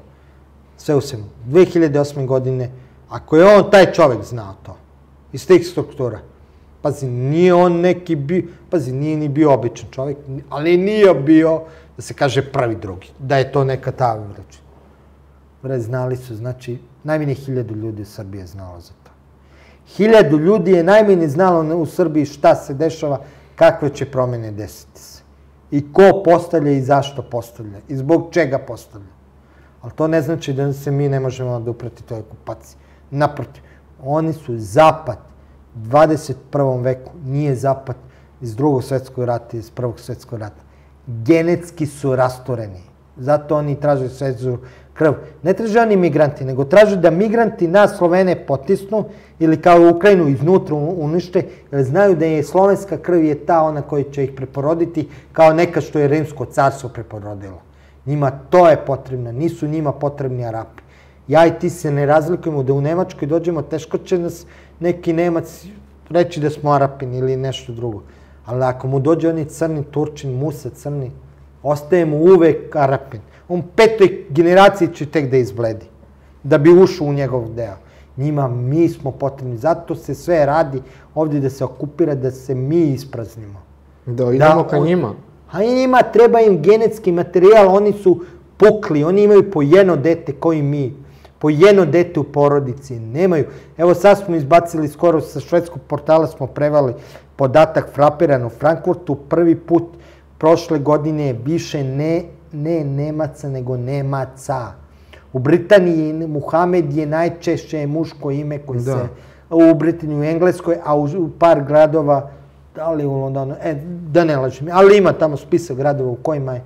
U Francuskoj da ne pričamo koje... Muhamed je najčešće, i onda oni preko statistike to zamajavaju ljude, pa ne, kao nije Muhamed, on je u stvari Muhamed od 2007. 2008. ne znam ni koje, nego, ali ti kad vidiš među prvih 10 je Muhamed, znaš kako koji narod izgovara Muhamed, tako mu daje dete, neće se, u stvari varijacije na zadatu temu, svi su Muhamedi. Znači, oni su genetski rastureni i u njima treba drugo. Ko će da ratuje? One pederčine, izvini. Će oni da ratuju za tamo, da budu nemački vojnici ili engleski i američki vojnici, sve. Ne, nego će biti glupi Ukrajinci, glupi Hrvati, glupi Srbi, kao što hoće u Afganistanu i sve ostalo. Oni će da ratuju. Koji genetski materijal, od koga će oni, iz kojih planina? Škotske planine su ispražnjene. Pa vidim da se razumeš u istoriju, pa kako su Norvežani, Šveđani, oni izgubili onako jake vikingi, u što su se pretvorili. O tome ti govorim, ko će njim, sad mi govorimo, ko će okupacije, sve, okej, mogu da nas bombarduju kod 99. sa velikih visina i sve ostalo. Ali se promenila situacija, više ne mogu tako, niti, evo Trump, prvi američki predsjednik, došli, ljudima se više ne ratuju, pogotovo ne u Evropi sa velikih, s nekim kao drugo. Tada je 99. godine. Zašto sam jedan isto od razluka? Slobo ja i pre toga nisam zbog one sankcije Republike Srpskoj nisam mogu da ga smislim, ali ovo. 99. godine sam ja prodavao igrice na bulevaru. To su oni ovo, od toga sam živao. To je, znači, fakt. Posle bombardovanja nekih meseci i po dana, pošto sam ja piratske verzije te igrice skidali pravi, bio mi je hit igrica NATO invazije na Srbiju, otprilike ono NATO Strike in Balkan. Neko nađe stare igrice 99. Pazi u igrice šta je bilo. Kako Srbi pobeđuju? Samo 2 nedelje ako izdrže, još pobeđuju. I sve će NATO se povlači sve ostalo. Ja ono kao igrica, sve, smešno sve. I sad nekim mojim prijateljima Srbima u Americi, da, i oni mi pošalju silne linkove njihovih novina, koji je bio pritisak tada u Americi da se prekine taj rat i sve ostalo. I da je postupak u Kongresu, već se govorilo o tome, da se zaustavi, zato što nisu imali više, bilo je jasno, moraju kopnenu invaziju, ne može više, jedino mogu da nas bombarduju još određeno vreme, ali toliko je već bio odjek u javnosti negativni, jer je bilo jasno o čemu se radi. Drugo, pritisak od drugih zemalja, jer su oni nelegalno bombardovani, imali su svoj rok trajanje, da su bili spremni. Sad čitave analize, Strafford, znači ljudi koji su radili po njihovim univerzitetima i sve, pričaju o tome da Srbija, tada Jugoslavija, ako istraje u svojim, znači u tim trenutku istraje, šta sve treba ponuditi nama da bi oni makar neke ciljeve sve. I manje više se svodila na to, Srbima treba dati da Kosovo je njihovo. Mislim, njihovo to je naše, nego ne treba više ulaziti. Sad je bilo, stvarno, da li NATO bazu staviti, oni su i stavili NATO bazu na Kosovu, da li treba uopšte NATO vojsci daju da prolazi kroz Srbiju. Dobili su sad da prolazi, da su zaštićeni diplomatskim unutom. Kaže, sve što su tada, kao šta treba od Slobe da dobiju kao pregovore, sve su oni umeđu vremenu dobili ovde. Znači, ništa novo nisu tražili nego što sad trenutno imaju. S time što su kao jedan od najverovatnijih predloga je bilo da se Srbiji da pravo da samo oni Albanci se vrate iz Albanije na Kosovo, koji su imali lične karte Srbije od Drugog svjetskog rata, znači ne Drugog svjetskog, od lične karte od 80, ne znam, dok je Jugoslavije, osvaranje kad je jugoslovenske lične karte, samo to, zašto? Zato što je masa Albanaca odbijalo da se registruje kao Srbi i ovo sve ostalo. I mogli smo kao državljani Srbi. Na taj način masa njih da ih ne puštimo nazad, da se ne vrate i sve ostalo. I oni koji su imali neku imovinu na Kosovu. Pa kako smo propustili takve prilike da... To je ono sa Slobom. Ti Sloba udara i kaže ja sam najči. I kad ga malo pritisnu, ma da više nego što traže. Da, sve je. To je to. Zato ga ja nisam volio. Zašto? Zato što on nije bio ubeđen patriota, srpski patriota. On je pre svega bio komunista Jugosloven i sa tom agendom se i borio protiv njih. I s tom agendom se i borio i u Hagu i sve ostalo. Ali to je, ajde da ne vraćamo se sa tom pričom. 5. oktobra je samo vrhunac. Samo u tom smislu što je sad već otkriveno. Kontrolišu nam sve. Od političkih stranaka. Skoro sve. Nisu sve, ali imaju većinu političkih stranaka. Medije. Ulaze nam sa velikim trgovačkim lancima. Sad šta ih boli? Imamo dosta nekretnine, to ih strahovito boli i zato su ovi sudski izvršitelji toliko revnosni. Treba uzeti što više nekretnine i zemlje od Srba. Srbi, zato nemojte hipoteke nikako da dajete.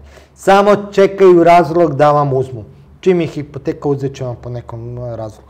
Nemoj hipoteku davati ni na šta. Šta je tvoja zemlja, šta je tvoja imovina. Samo zato je fleksibilan zakon po tom pitanju. To im je cilj i to po svakom cenu hoće da ne. To im je najvažnije sad što im je preostalo, ovo ostalo. Ali koji je problem? Oni nemaju ljudi genetski.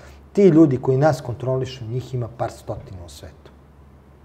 Tih par stotina možemo da eliminiš. To je iznutra, trebamo da se probudimo, iznutra da se obnovimo, iznutra da krenemo. To je ono, očistimo Beograd, očistimo Srbiju. Pa, ali gledaj sad jednu stvar koja mene buni.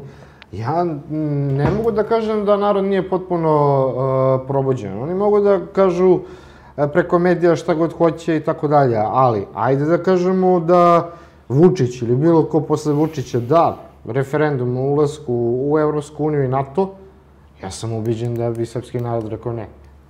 A da se kaže evroazijski, ja mislim da bi tu jedno preko 80% pristalo da ide u Evroazijski savez. Kad smo dolazili ovde, pričali smo o medijima, kako manipulišu ljudima sa medijima, rade honorarci za 7-8 hiljada, drže ih 6-7 godina, nude im stalno posao i sve. To sam ti obećao, to ćemo pričati. Ne, ali zašto ti govorim? U kom smislu buđenjina? Dokle Srbin pristaje da radi kao najveći sluga za bilo koga, da li za Srbina, da li za stranca, dokle pristaje da radi kod stranog investitora za 200 eura i sa pelenima na sebi. Da tad mogu da radi samo što hoće. To je to. Dokle pristaju najljepše žene da rade po bankama i sve ostalo, da im ne daju da se udaju, da im ne daju da se rađaju decu, to je to. To je taj problem. Referendum je najmanji problem, jer oni znaju. To je ta što moramo da se probudimo. A šta je to što mi toliko trpimo? Jedan od razloga, kao pravoslavni vernik, kriva je crkva. Odmah kažem, zašto je kriva crkva? Ona je, nema srpstvo bez crkve, ona je spasila srpstvo, ona je stvorila, njena ideja kosovskog mita je stvorila srpsku državu, njena uloga mora da bude veća. Kakva bre sekularna država? Nisu sekularci stvarali državu. Moj deda, pradeda, čukundeda je stvarao koji se molio Boga sa 3 prsta u ime Oca, Sina i Svetoga Duha sa slavskom svećom. On je stvarao. Kakav sekularizam? Ako hoću sekularizam, marš u Ameriku, marš među anglosaksoncima. Ovo je srpska država, pravoslavna država. A u svakoj pravoslavnoj državi, naravno, sve vere, ove prave vere koje su tradicionalne vere imaju isto pravo. Ne govorim o ovim sektama raznim koji nisu ni vere, nego kultovi razni. Imaju i one će imati neista prava, podjednako prava i obaveze kao i pravoslavni vernici. Tu nema razlike i sve ostalo. Jer nam je manje više moral i etika isti. Problem je u religiji, ali ajde sad u kog Boga verujem. Ali duga priča. Zašto je problem veliki sa crkvom? Ona treba da se pobuni. I protiv gej parade. I protiv ovog realitije, da izađe. I protiv seksualnog vaspitanja. Bre, patrijarh Irinej treba da izađe s jasnim stavom. Da ne može u pravoslavnoj jednoj državi da bude ovakav reality program koji će svako da gleda kako ga gleda. Da ne može seksualno vaspitanje na taj način da izađe.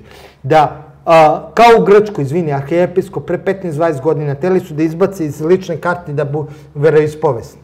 Rekao je ne može, pa izašao na ulici, 1 milion ljudi je izašlo. A jesi došli Ciprasa, niste li da primjer na Svetu Goru? O tome govorim.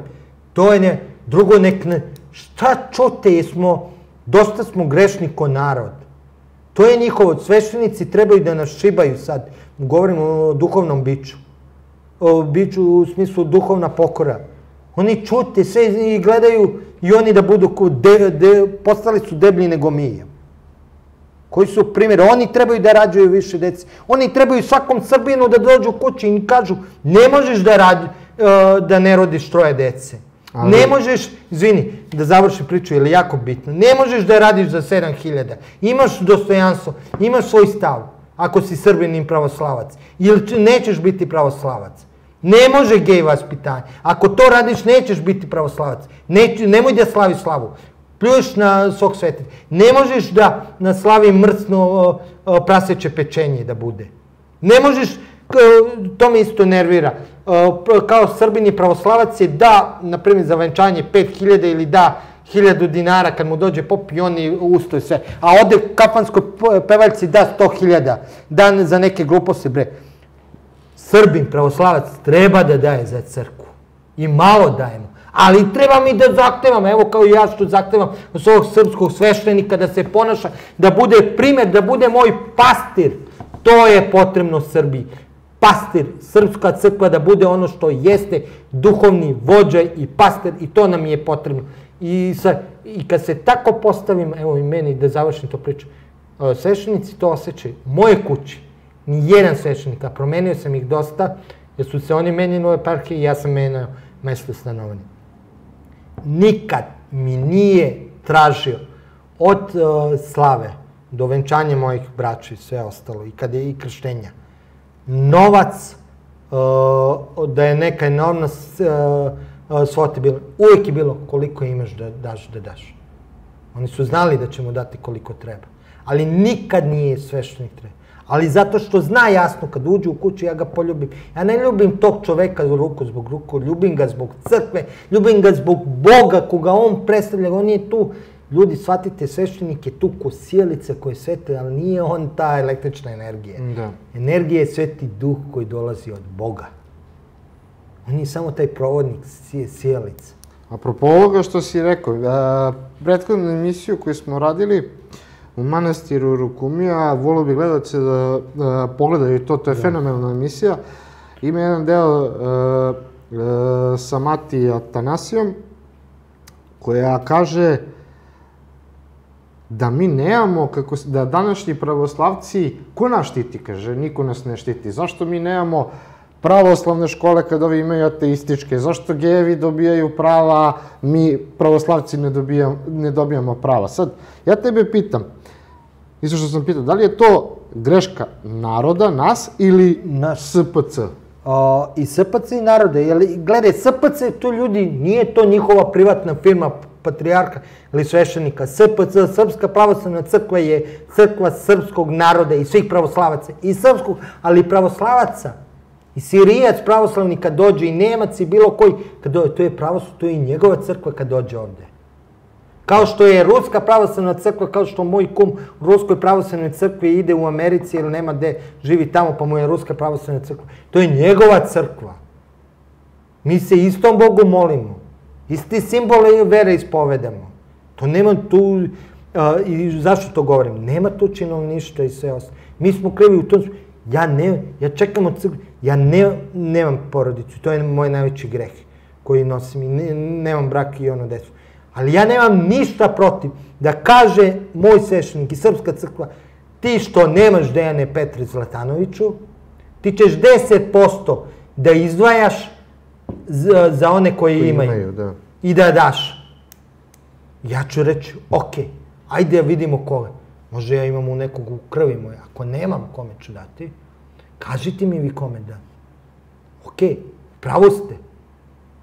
Jer ja imam kao pravoslavac i prava i obaveze. Ali ne može i to, i vladika uvek su, mi Srbi smo birali vladike i Mirjani, predstavnici Mirjana. Ne može to da bude izbor vladike, izbor patrijarha, samo čin vladika. Kao da smo katolička crkva. Bre, mi smo srpska, znači naravno pravoslavna, znači i sveštenstvo i monaštva, i pravoslavna i Mirjana crkva. Naravno, zna se, vladika se poštuje. Za mene je iskreno da ti kažem, vladika je iznad i premijera. Jer pred Bogom je, to je ono najvažnije. Da.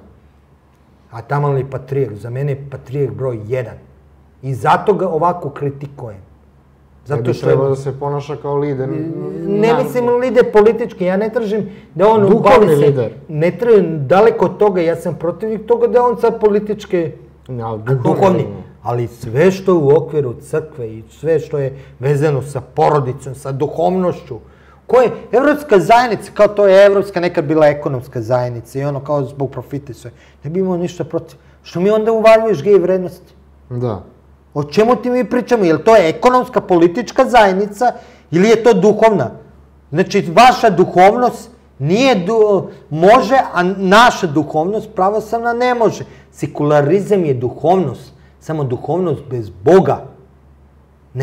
Ne postoji, s tim da završim, ne postoji život bez ideologije ili duhovnost. Uvek postoji. To što ti zoveš bez ideologije, ideologija koja ima bez ideologizma u sebi. Razumeš? To je ono totalno odricanje. Drugim rečima, taj sekularizam je nečija ideologija, nečija duhovnost. Hoćeš s time da zameniš moju pravoslavnu simbiozu pravoslavne države i crkve. Kao što sam ja, zbog tela mog, ali zbog moje duše, ono što obitao u tom mom celu i neraskidivo, ubiješ mi telo, ubio si mi dušu, ubiješ mi dušu, ubio si mi telo, ne postoji. Smrt je smrt jednog i drugog, ne može jedno i drugo da živi posebno. Tako ne može ni srpski narod da živi bez vere u Boga i bez svoje države. To se ono prepleteno, ali svako za sebe. U tom smislu, ali se stalno prepliču. I ni treba država da bira patrijarha, ni patrijarh ne treba vladara, da se razumemo. Ali to se zna. Ja sam u jednom trenutku, kad idem glasačkim kutiji, ja biram vladara, a kad dođem u crkvi kao Mirjanin, kad bude crkveni sabor, ja sam došao kao pravoslavac. Kad je rat i pozove i kad je porez, ja poštujem. To je ono Hristovo, Bogu Božji, caru carevo. Ja poštujem vladara, odnosno državu, tu sam lojan državi. Kad je porodične vrednosti u pitanju, ja poštujem crkvu. Tu nema sukoba. nego jedno i drugo hrani, kao što moja duša hrani telo i obrnuto. Ovo su ipak ljudske priče i razgovori, pa malo da uđemo u neki dijalog. Naprimjer, ja poznajem gejeve, imam prijatelje gejeve, nemam nikakve neke sada loše stavove o njima, zato što moji prijatelji gejevi su uglavnom patrioti. To odmah da se dogovorimo, što je veoma čudno, jer ljudi to ne veruju. I sada, kad sam upoznao i ovu drugu stranu, koju ja zovem neoliberalnu, ne volim taj izraz liberalno, ne postoji, imao sam jednu tešku svađu i rekao sam, kažem, čemu te gej parade koje koštaju po $500.000, a oni meni kažu, pa nije, te lažeš, košta 300.000 eura. Ja kažem, 300.000 eura. Vi znate koliko je plata na jugu Srbije u Leskovcu, koliko bolesnih imamo. Za tih 300.000 smo mogli da pošaljemo 3 dece u inostranstvo. Za tih 300.000 smo mogli kupimo aparate za bolnicu. Po čemu vi mislite, pored ovoliko silno gladnih ljudi, na ivici egzistencije, bolesnih, svega što se dešava u Srbiji, da vi imate primat? Znaš što je njihov odgovor? A vajda Evropska unija bolje zna šta je bitnije. A to je kolonijalna svest. O tome ti govorim. Kolonijalna svest. Kakva je Evropska unija? To je razlike između Hitlera i ovi su mnogo pametniji. Hitler je ono što sam ti na početku emisije govorio. Trebaš vojsku dovesti, trebaš aparaturu, to košta i sve. Ako 100 ljudi kontrolišeš, mnogo je lakše je. I oni će da peru, i one zato su važni srpski mediji i sve. I onda medijima i realitijima pereš mozak. Zato patrijarh treba da izađe. To je problem patrijarha pre svega. I da zapreti svako ko učestvuje u reality, svako ko na bilo koji način na te satanske programe im dozvoljava, bit će iskomuniciran iz crkve i večno prokletstvo. Ne može on da mu kaže ideš u zatvor, nije to patrijarhovo. Ali jasno, a ne mora patrijarh. Nije patrijarh taj koji sve mora da kaže. Može neki otac, časni, ali za koga će da stane i crkva, da bi znao i narod da stane. U tom smislu crkva, u smislu čovek kaže, vladika kaže da, nemam šta da dodam. Patrijarh kaže da, nemam šta da dodam. Mene pitaju Dejana Petra Zlatanovića, taj vezano s tim, da, taj je otac što je rekao, otac, da ne imenujem neko. Da, to što je rekao, nemam šta da dodam. I kad nas 1000 kaže to, nemam šta da dodam, to je to, kraj. Nema, onda država mora jasno da se postavi ili je satanska država. Predstavnici, u stvari predstavnici, naša srpska država je uvek sveta, ali njeni predstavnici mogu biti bezbožnici. I mi, i to, izvini, mnogo je bitno to. Ima tu grešku u patriotskoj poziciji nekad među ljudima. Kad oni krenu, vidi da ovo što prodaje Kosova, očita, prodaje resursa strancima, sve, krenu protiv države. Ne, država je naša sveta, državu treba poštovati. Vlast treba poštovati, ali ne slagati se sa Bogom, sa nebožničkim delima. Ne mogu sa krađom da se...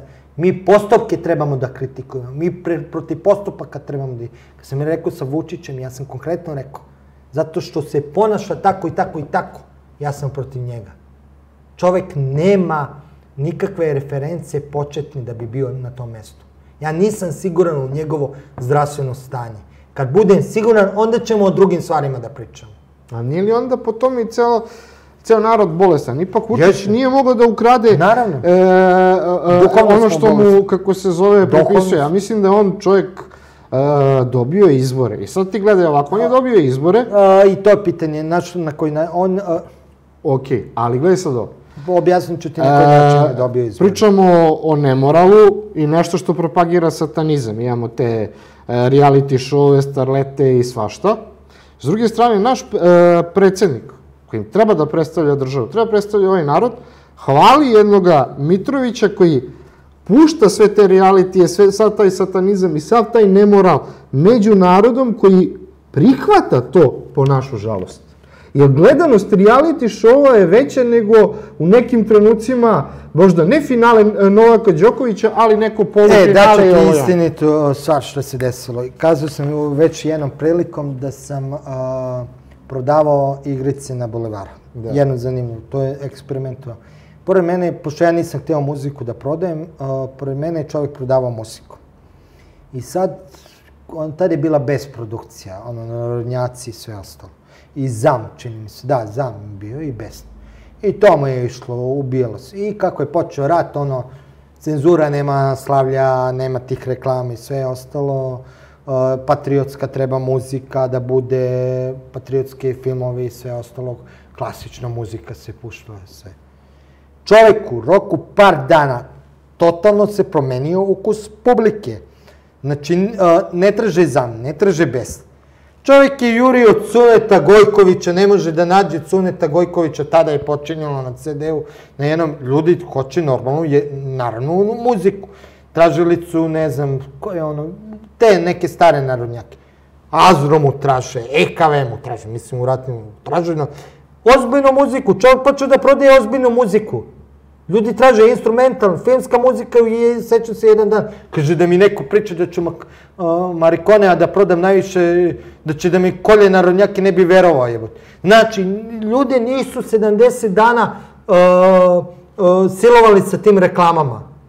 Tačno su znali šta da kupuju sve. Da, vrhunac je bilo kad je žena došla da mu traži da li ima negdje srpsku poeziju da se recituje na CD-u. Znači, ostavljeni ljudi sami sa sobom, znali su odmah šta hoće. Kako si završio rat? Mislim, ta agresija, ona još traje, NATO, mislim, direktno rat, pošto ovaj rat i dalje traje. Posle nedelju dve, počele su reklame, bombardovanje. Jedan put, kao da se nije desio ovaj slučaj, ljudi traže ZAM, traže bez, traže Cecuša, Kimikin, sve. Da, Džej su mu tražili, nije imao. Nekog južnoafrikanca mu tražili, on čovjek gleda kao ko je taj bre? I onda ga je jurio. Dobro, njega i kasnije prodavao, ali ljudi shvatili da ima pa su dolazili ti kvaliteti. Govorim ti o tome, nije tačno da ljudi vole reality, nego im se to jedino nudi. Nemaju alternativu. Da imaju alternativu, veruj mi, masa njih ne bi ni shvatilo. Da mene pustiš ovako, što ja nisam gostu pred početak reality i da ovako pričam s nekim. Inače, ja pojma nemam, samo gledam naslove kad vidim jer moram naslove, mi je posao da jurim vesti, kod mene je zabrana na sajtu Srbin Info, nema, imamo pravoslavlje umjesto reality. Imamo srpsku istoriju, umjesto raznih gluposti, tamo zabave i sve ostalo.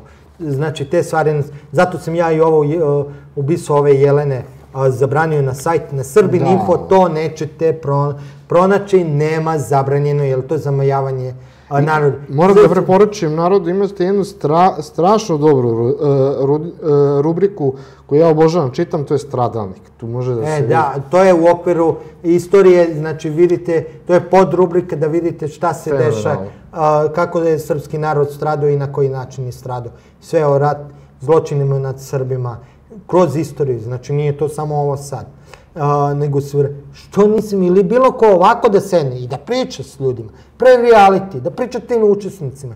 Kažem, stvarno ne znam koji su reality, ali nemam šanse. Da, jedino sam gledao kada je onaj Miroljub Petrović otišao, ili pričao o porodičnim vremenu sve, pa je otišao, pa sam gledao 2-3 minuta. Kad sam vidio da su ga sveli na prostitutku, da je, ne znam šta je, zgadilo mi se sve ostalo, bio je u nekom reality, gurao je neku prostitutku, udarao, tamo se, ne znam, neki gurao, nije ni bitno, unutra. Ali ne govorim o tome, nikad ne bi ušao, nego o emisiji pre realitija. Da sene neko sa Željkom Mitrovićem da priča ovako. Neka pita Željko Mitrović, neka taj koji smislio reality priča sve ostalo. Ne, ti reality su namerno napravljeni, ne samo nama da ispiraju, nego celom svetu da ispiraju mozak, da svedu čoveka na fiziologiju. Jer kad svedeš čoveka na fiziologiju, kad nema duhovno, najlakše je manipulisati s njim. Ali meni je Miroljub Petrović i deo realitija Dobro, nego sam dao primjer kao nešto što sam gledao jedini put da ne bi ispalo da stvarno jesam tada, ali inače, drugo to mi je dosadno. Bre, čoveka ili nekog da gledaš ko Mislim, neće svađu, o čemu se radi. Mislim, nisam. Ja razumijem možda eventualno psihologe, psihijatre, supernim laboratorije, kako se manipuliše ljudima. Hoću da slušam razgovore o tome. To mi je zanimljivo. Jako mi je zanimljivo da razgovaram sa ljudima, to je to koji to stvaraju, da vidim, koji pravdaju to. Zašto niko od njih koji iza tih stvari stoji ne sedne sa ovo suprotnom stranom kao što sam ja? Da pričaju o tome, da vidimo, ajde i branimo. Za početak. Ne tražim ja sad da budu pravoslavne emisije samo na RTS-u. Ne, ja nemam ništa protiv da ima i ateistička emisija. Ali hoću i pravoslavno. Daj nama da se biramo. Daj da se uočujemo stanove. I kad sam kod toga, to sam provalio da kod te druge Srbije, odnosno ateističke Srbije, Srbije koja je okrenuta Evropi, veća cenzura i to sami sebe nabiju get. Kad sam ih zovem ja u svojoj emisiji, ova naša patriotska hoće sa svakim da sedne i da raspravlja. Ova njihova, ne, biraju gosti, biraju teme, sve. Drugim rečima, vidi se da je tu pitanje indoktrinacija. Nije tu ljudske vrednosti. Ako jesu, bre, sedni sa mnom, koji sam drugi raspravljam. Ok, dogovorimo se o pravilima. Naravno, nema vređanja, kao ti i ja.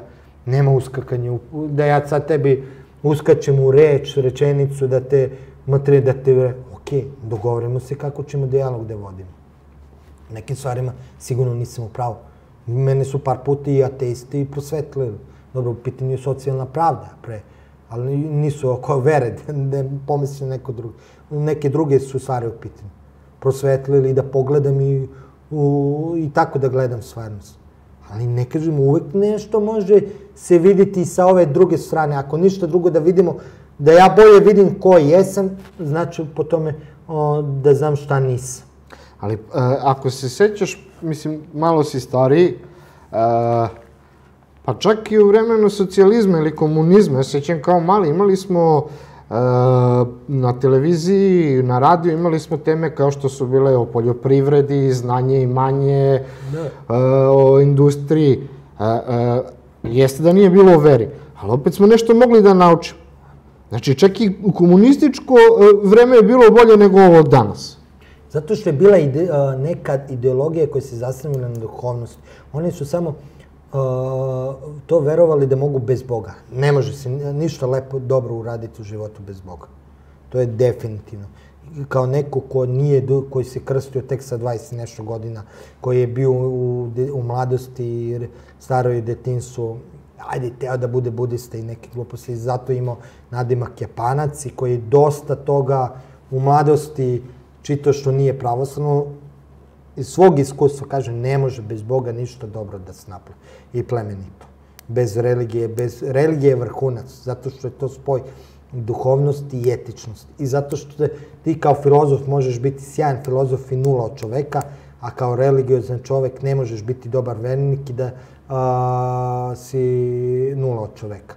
Reč što imaš u Bibliji, reč obavezuje. Hrišćanska reč. Moraju dela da ti prate reči. Ne postoji drugi način, da si dobar u tome. Čak i kad ti dela ne prate reči, ti imaš svest o tome. Ja kažem, ja sam masu ljudi koji nisu pravoslavci upoznao, koji su po životu pravoslavniji od mene i bolji su ljudi od mene. Ali ja imam svest da su bolji. Ja to poštujem.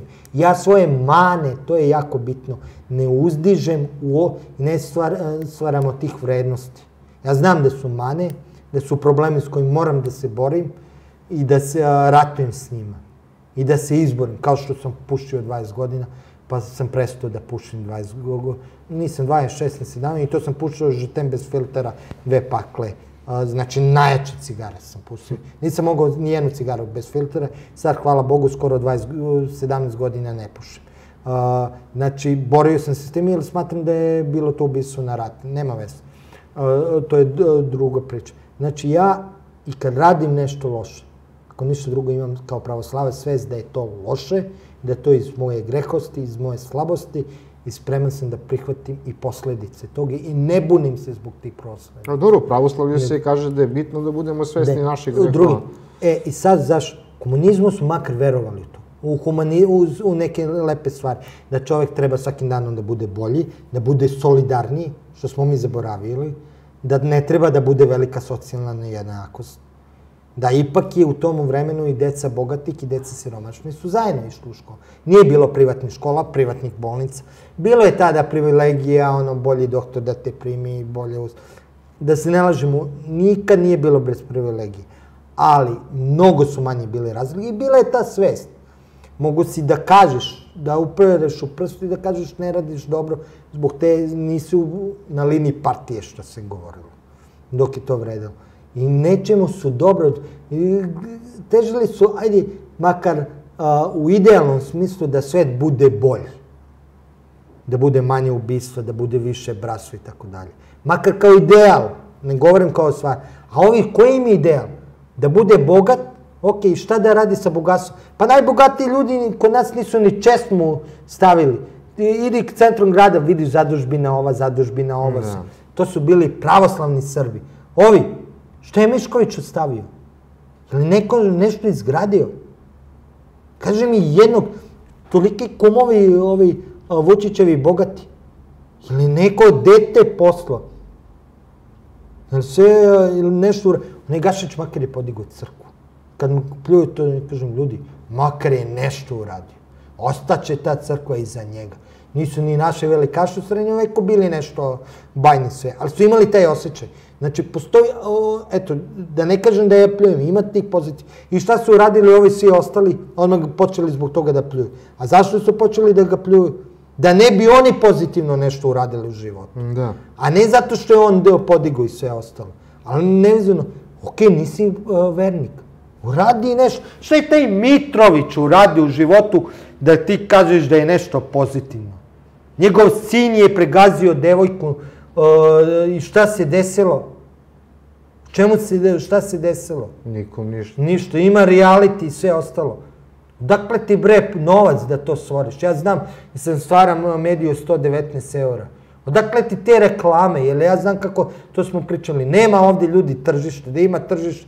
Moj sajt 50 do 60 hiljada dnevno, nekad i preko 80 hiljada ima posetu. Znači, relevantan je da stavljaju se reklame. Ne smiju osim Zlatibora niko da stavi reklame. Meni se stave, dođu ljudi stave i onda posle par dana molim me da sklone zato što mu odmah tržišna inspekcija došla. A sajtevi koji nemaju 1000 posetu dobijaju silne reklame. Kojom tržištu pričamo? Ja sam za to tržište. Ajde da izađemo na tržište. Pa da vidimo koliko vredi. To je ono što ja kažem za reality. Ok, daj mi izbor. Ajde da vidimo da li imamo izbor. Nemamo izbor. I nije tačno. I govorim ti i o vestima na sajtu svom. Sve ostalo. Nije tačno da su najpopularnije vesti vezano sa Crnom hronikom. Oni u trenutku skoči sve ostalo.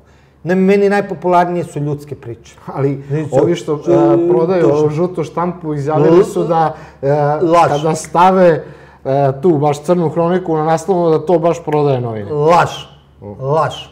Laž. Velika laž. Ja ti glavu dajem da je ljudska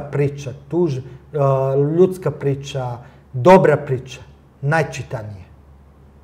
Kad je neka dobra priča, kad je neka pozitivna priča, najčitanije.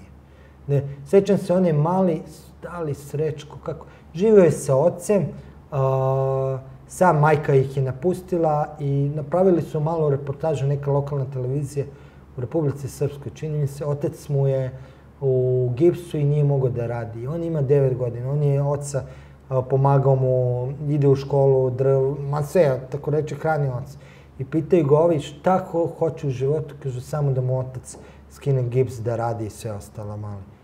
I evo sad meni skoro suze kreću tada. To je kod mene eksplozija, ja mislim milion ljudi pročitali. Znači da ti ne pričam, to je kurir isto. Ja znam se kuriram tada, oni su i pomogli su i operili su se mali, sjajno, eto pozitivno, i što može tabloid i preuzeo. Mi smo od nekog lokalnog medija, tabloid kurire od nas, preuzeli su priču, uradili pozitivnu alarmiranu javnost, na VMA je operisan, stalo je, dobio je i otac mu je počeo da radi sve, pozitivno sve, kurir se prodavao. Eksplozija, ljudi su čitali ono, kad ti, evo ti sad Đorđević, ovo Ane Brnabić, što nije dao ruku.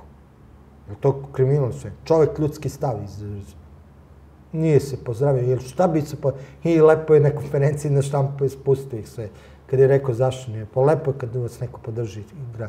A onda su oni, to je to pazite kako oni manipulišu. Znači čovjek, tako, ne ulazim, nije pozdravio je, na konferenciji za šampu rekao, lepo je kad vas neko podrži i završio celu priču.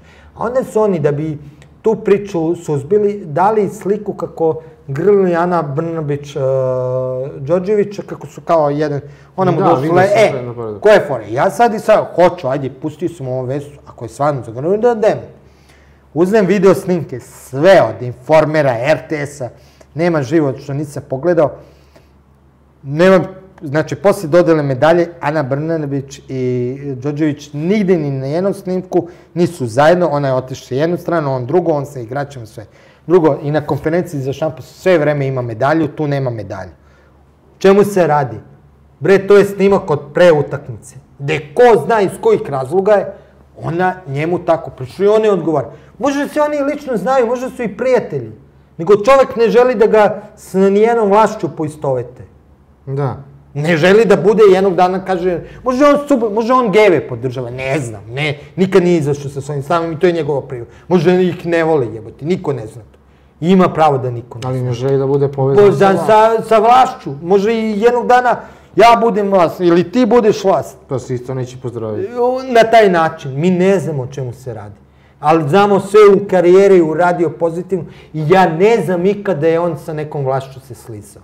Jedan od razloga što je dugo on bio tamo gde jeste, van svakih priča, je to što on nikad nije bio slizan u tom smislu.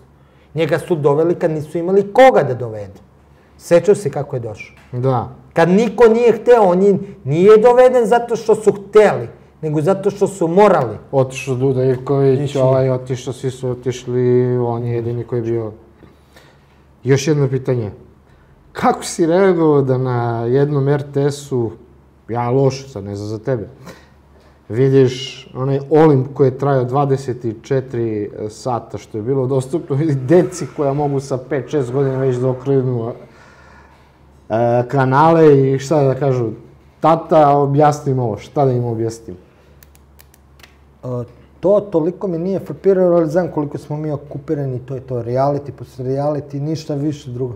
Koliko on je Đakan Nenad. To sam teo da kažem. On, posle to, ne, on je Đakan.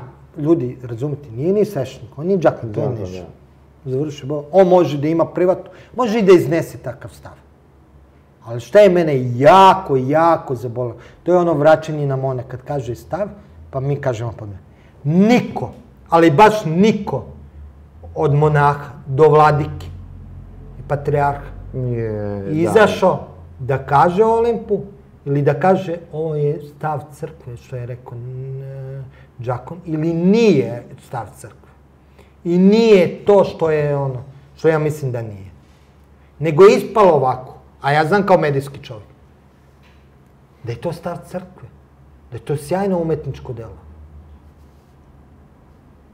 Nije, čak kažem, nema problem sa tim što je on izašao, jer to je njegovo pravo da ima misao. Mi pravoslavci dajemo slobodu, ja ću se boriti i da taj koji je pravio Olimp ima svoju slobodu vere, posle ćemo za RTS, nego mi ja vere, slobodu izražaja i da kaže nešto. I nemam ništa protiv da kaže. I da uradi i sve ostalo. Jer svako snosi svoje posledice za svoj misao i za svoj rad i sve ostalo. Ali mora da bude obavezi sve. A to nije mesto na RTS-u, nije mesto ni u Sava centru ako je državno. Ako je neki projekat, ja nemam ništa protiv, napravi u privatnom pozorištu, odnosno u pozorištu koju država nije finansirala. Budi tamo i 2 dana. Ali to nije za osobe, za maloletne. To nije da se ne obavesti javnost koja. Jer može neko da dođe, na primjer, u pozorišnu predstavu, kao moji roditelji koji vole da gledaju pozorišnu predstavu, a da ne znaju šta će se desiti. Da. Ljudi koji žive u braku 50 godina, koji žive dosta po porodičnim nekim pravoslavnim vrednostima. I koji posle toga ne znam da li bi jedan drugog mogli da pogledaju jedno vreme. Kažu da je bilo jedno trenutku i masovno izloženje. Ne, govorim o tome. A drugo je što ja to mislim da nije umetnost, to je ideologija. Jer umetnost ne daje konačno rešenje. Umetnost opisuje i otvara probleme. I u tome je jačina umetnosti. A čim da konačno rešenje, to je ideologija, filozofija, religija, nauka, mislim, konačno neke zaključke i sve ostalo. Umetnost je iznošenje stava i to je lepota da ja prepoznam taj stav kao nešto univerzalna vrednost, kao nešto što prepoznamo opis toga kao nešto što je univerzalno. Nego, dobro, to je neka moja definicija, ali nevezano, znači to nije mesto na RTS-u, za to treba neko da odgovara. I sad bi se, i ako mi daš super je šlagor, jedna lepu akciju koju ćemo započeti uskoro, da najavim i da pozovem i vas da učestvujete u tome, baš zbog tih realitija. Po ideji mog brata, inače, i ja mislim njegovih prijatelja, ajde da ne ulazim, nije moja ideja u smislu, ali mi hoćemo kao centar to da realizujemo i pozivam i druge da realizuju. Advokati sad radi na tome da napišu valjanu pravnu tužbu koju može svaki privatno čovek da podnese protiv članova ovog RAR-a, ove radiodifuzne agencije, zbog nerada svog posla. Jer ovo što radi sa realitima i drugim stvarima, to je nerad. I nismo zaštićeni od toga. I zato što ima porno sadržaj, dostupno isto to. Porno sadržaj, kao satelitski platiš, tako i sve. Posebno platiš kanal. Tako i ostalo, ne može. Kao i crtani filmovi koji su mnogo agresivni, neki ne mogu 24 časa biti dostupni. U svakom slučaju, znači, zbog nerada, pojedinačno, da podignemo tužbu ne na agenciji, ne, nego članovima agencije, tužbu gde će se oni, obični ljudi, do poznatih ličnosti, a već neke ličnosti, da ih sad ne najavljam, su rekli slobodno hoće, gde će biti snimljeni do pola minuta, gde će iskazati svoj stav, protiv toga i reći ja podnosim privatnu tužbu, pridruži se meni. I cilj nam je da 100.000, može i 1.000.000 ljudi podnese tu tužbu, a to na način da vas košta koliko uplatnica, 10 dinara, 20. Mislim, koliko da pošalješ pismo, to pošaljak, ništa, da te ne košta dodatno i sve ostalo. U smislu, ljudi, neće vas koštati 2-3 dinara, možda 50 do 100 dinara uvrh glave, ne znam ni toliko da li će vas koštati, sve ukupno, da pošaljemo kao ljudi i da tako, nije to pojedinačno, ali kolektiv čitav. I da kažemo, evo, to je prava Srbija, većinska Srbija, pristojna Srbija, nevezano prva i druga. Od mene puno podrška i prvi ću da... I snimat ćemo i pozivamo i ove, kad to krene, ako možete i vi sa svojim opremom, da što više ljudi... Nama je cilj, ne samo poznata ličnost, to je dobro da snimimo poznatu ličnost, koja to podrži tu akciju, nego i da neko ko je roditelj sa više dece, da kaže, evo, ja, roditelj toliko dece, podržavam, podnosim tužbu, podneću imenom i prezimenom tužbu. Ili jako, evo, ja koji nemam dece, kazat ću da, ali smatram da je to skaradno, da je to užasno, podnosim tužbu. I da ljudi prepoznaju, jer mi se ne prepoznajemo koji smo pristojni i dobri. Bez obzira na kojoj strani. Kada ja kažem i prva i druga, čak i ova građanska, ajde, sa Srbije koja je ideološki totalno, ali među njima, ne da ima, nego i većinsko, i tamo su pristojan svet. Kome je mukao sve, od laži, prevara, krađa i sve ostalo. Koji su za jednu pravnu državu, sređenu državu, koje a priori ne možeš biti patriota da nemaš pravnu i sređenu državu, koja nije po pravdi, istini i po Božjim vrednostima. I koja je naravno celovita. Ne zaboravimo, Kosmet je naš. Naravno. Kao i Republika Srpska, ali kao i cela ta Bosna i Hercegovina, to su srpske zemlje. Ne bi volio da čuju šta ja mislim, dokle imam ideju Srbije. Srpske zemlje, ali ajde prvo da uredimo ovo što nam je preostalo. I da bude da ljudi, to smo grešili, i to je jako bi... Nama i ljudi kad su prilazili u 19. vek, malo ljudi zna da je Srbija do Prvog svjetskog rata imala koeficijent useljivosti, znači po broju stanovnika, koliko je ljudi dolazilo da se useli s rana, imala veći nego Amerika. Bila je druga zemlja, ne znam koja je ona bila prva, Amerika je bila treća. Imala je veliki koeficijent, to je masu, zato imaš pivo, Švaba. Da. Imaš Zoran Radmilović, njegov deda je Nemac.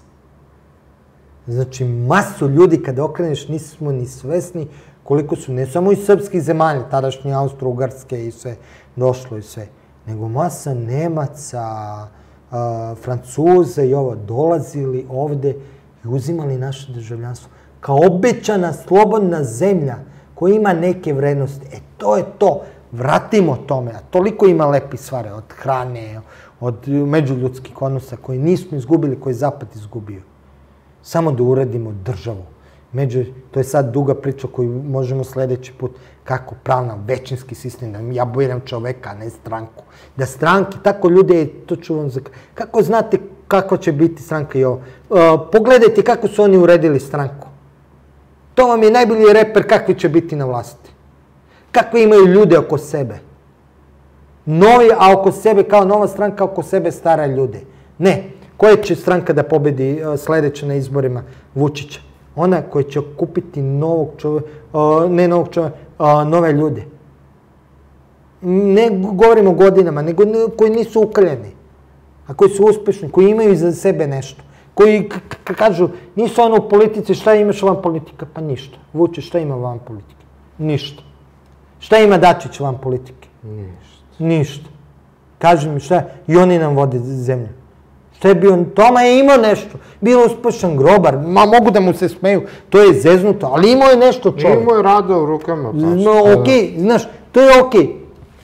Znaš, Boris Starić, Džene, nešto i ovo. Psiholog u gimnaziji. Ali ništa, ali opet ništa, nije vodio sisteme.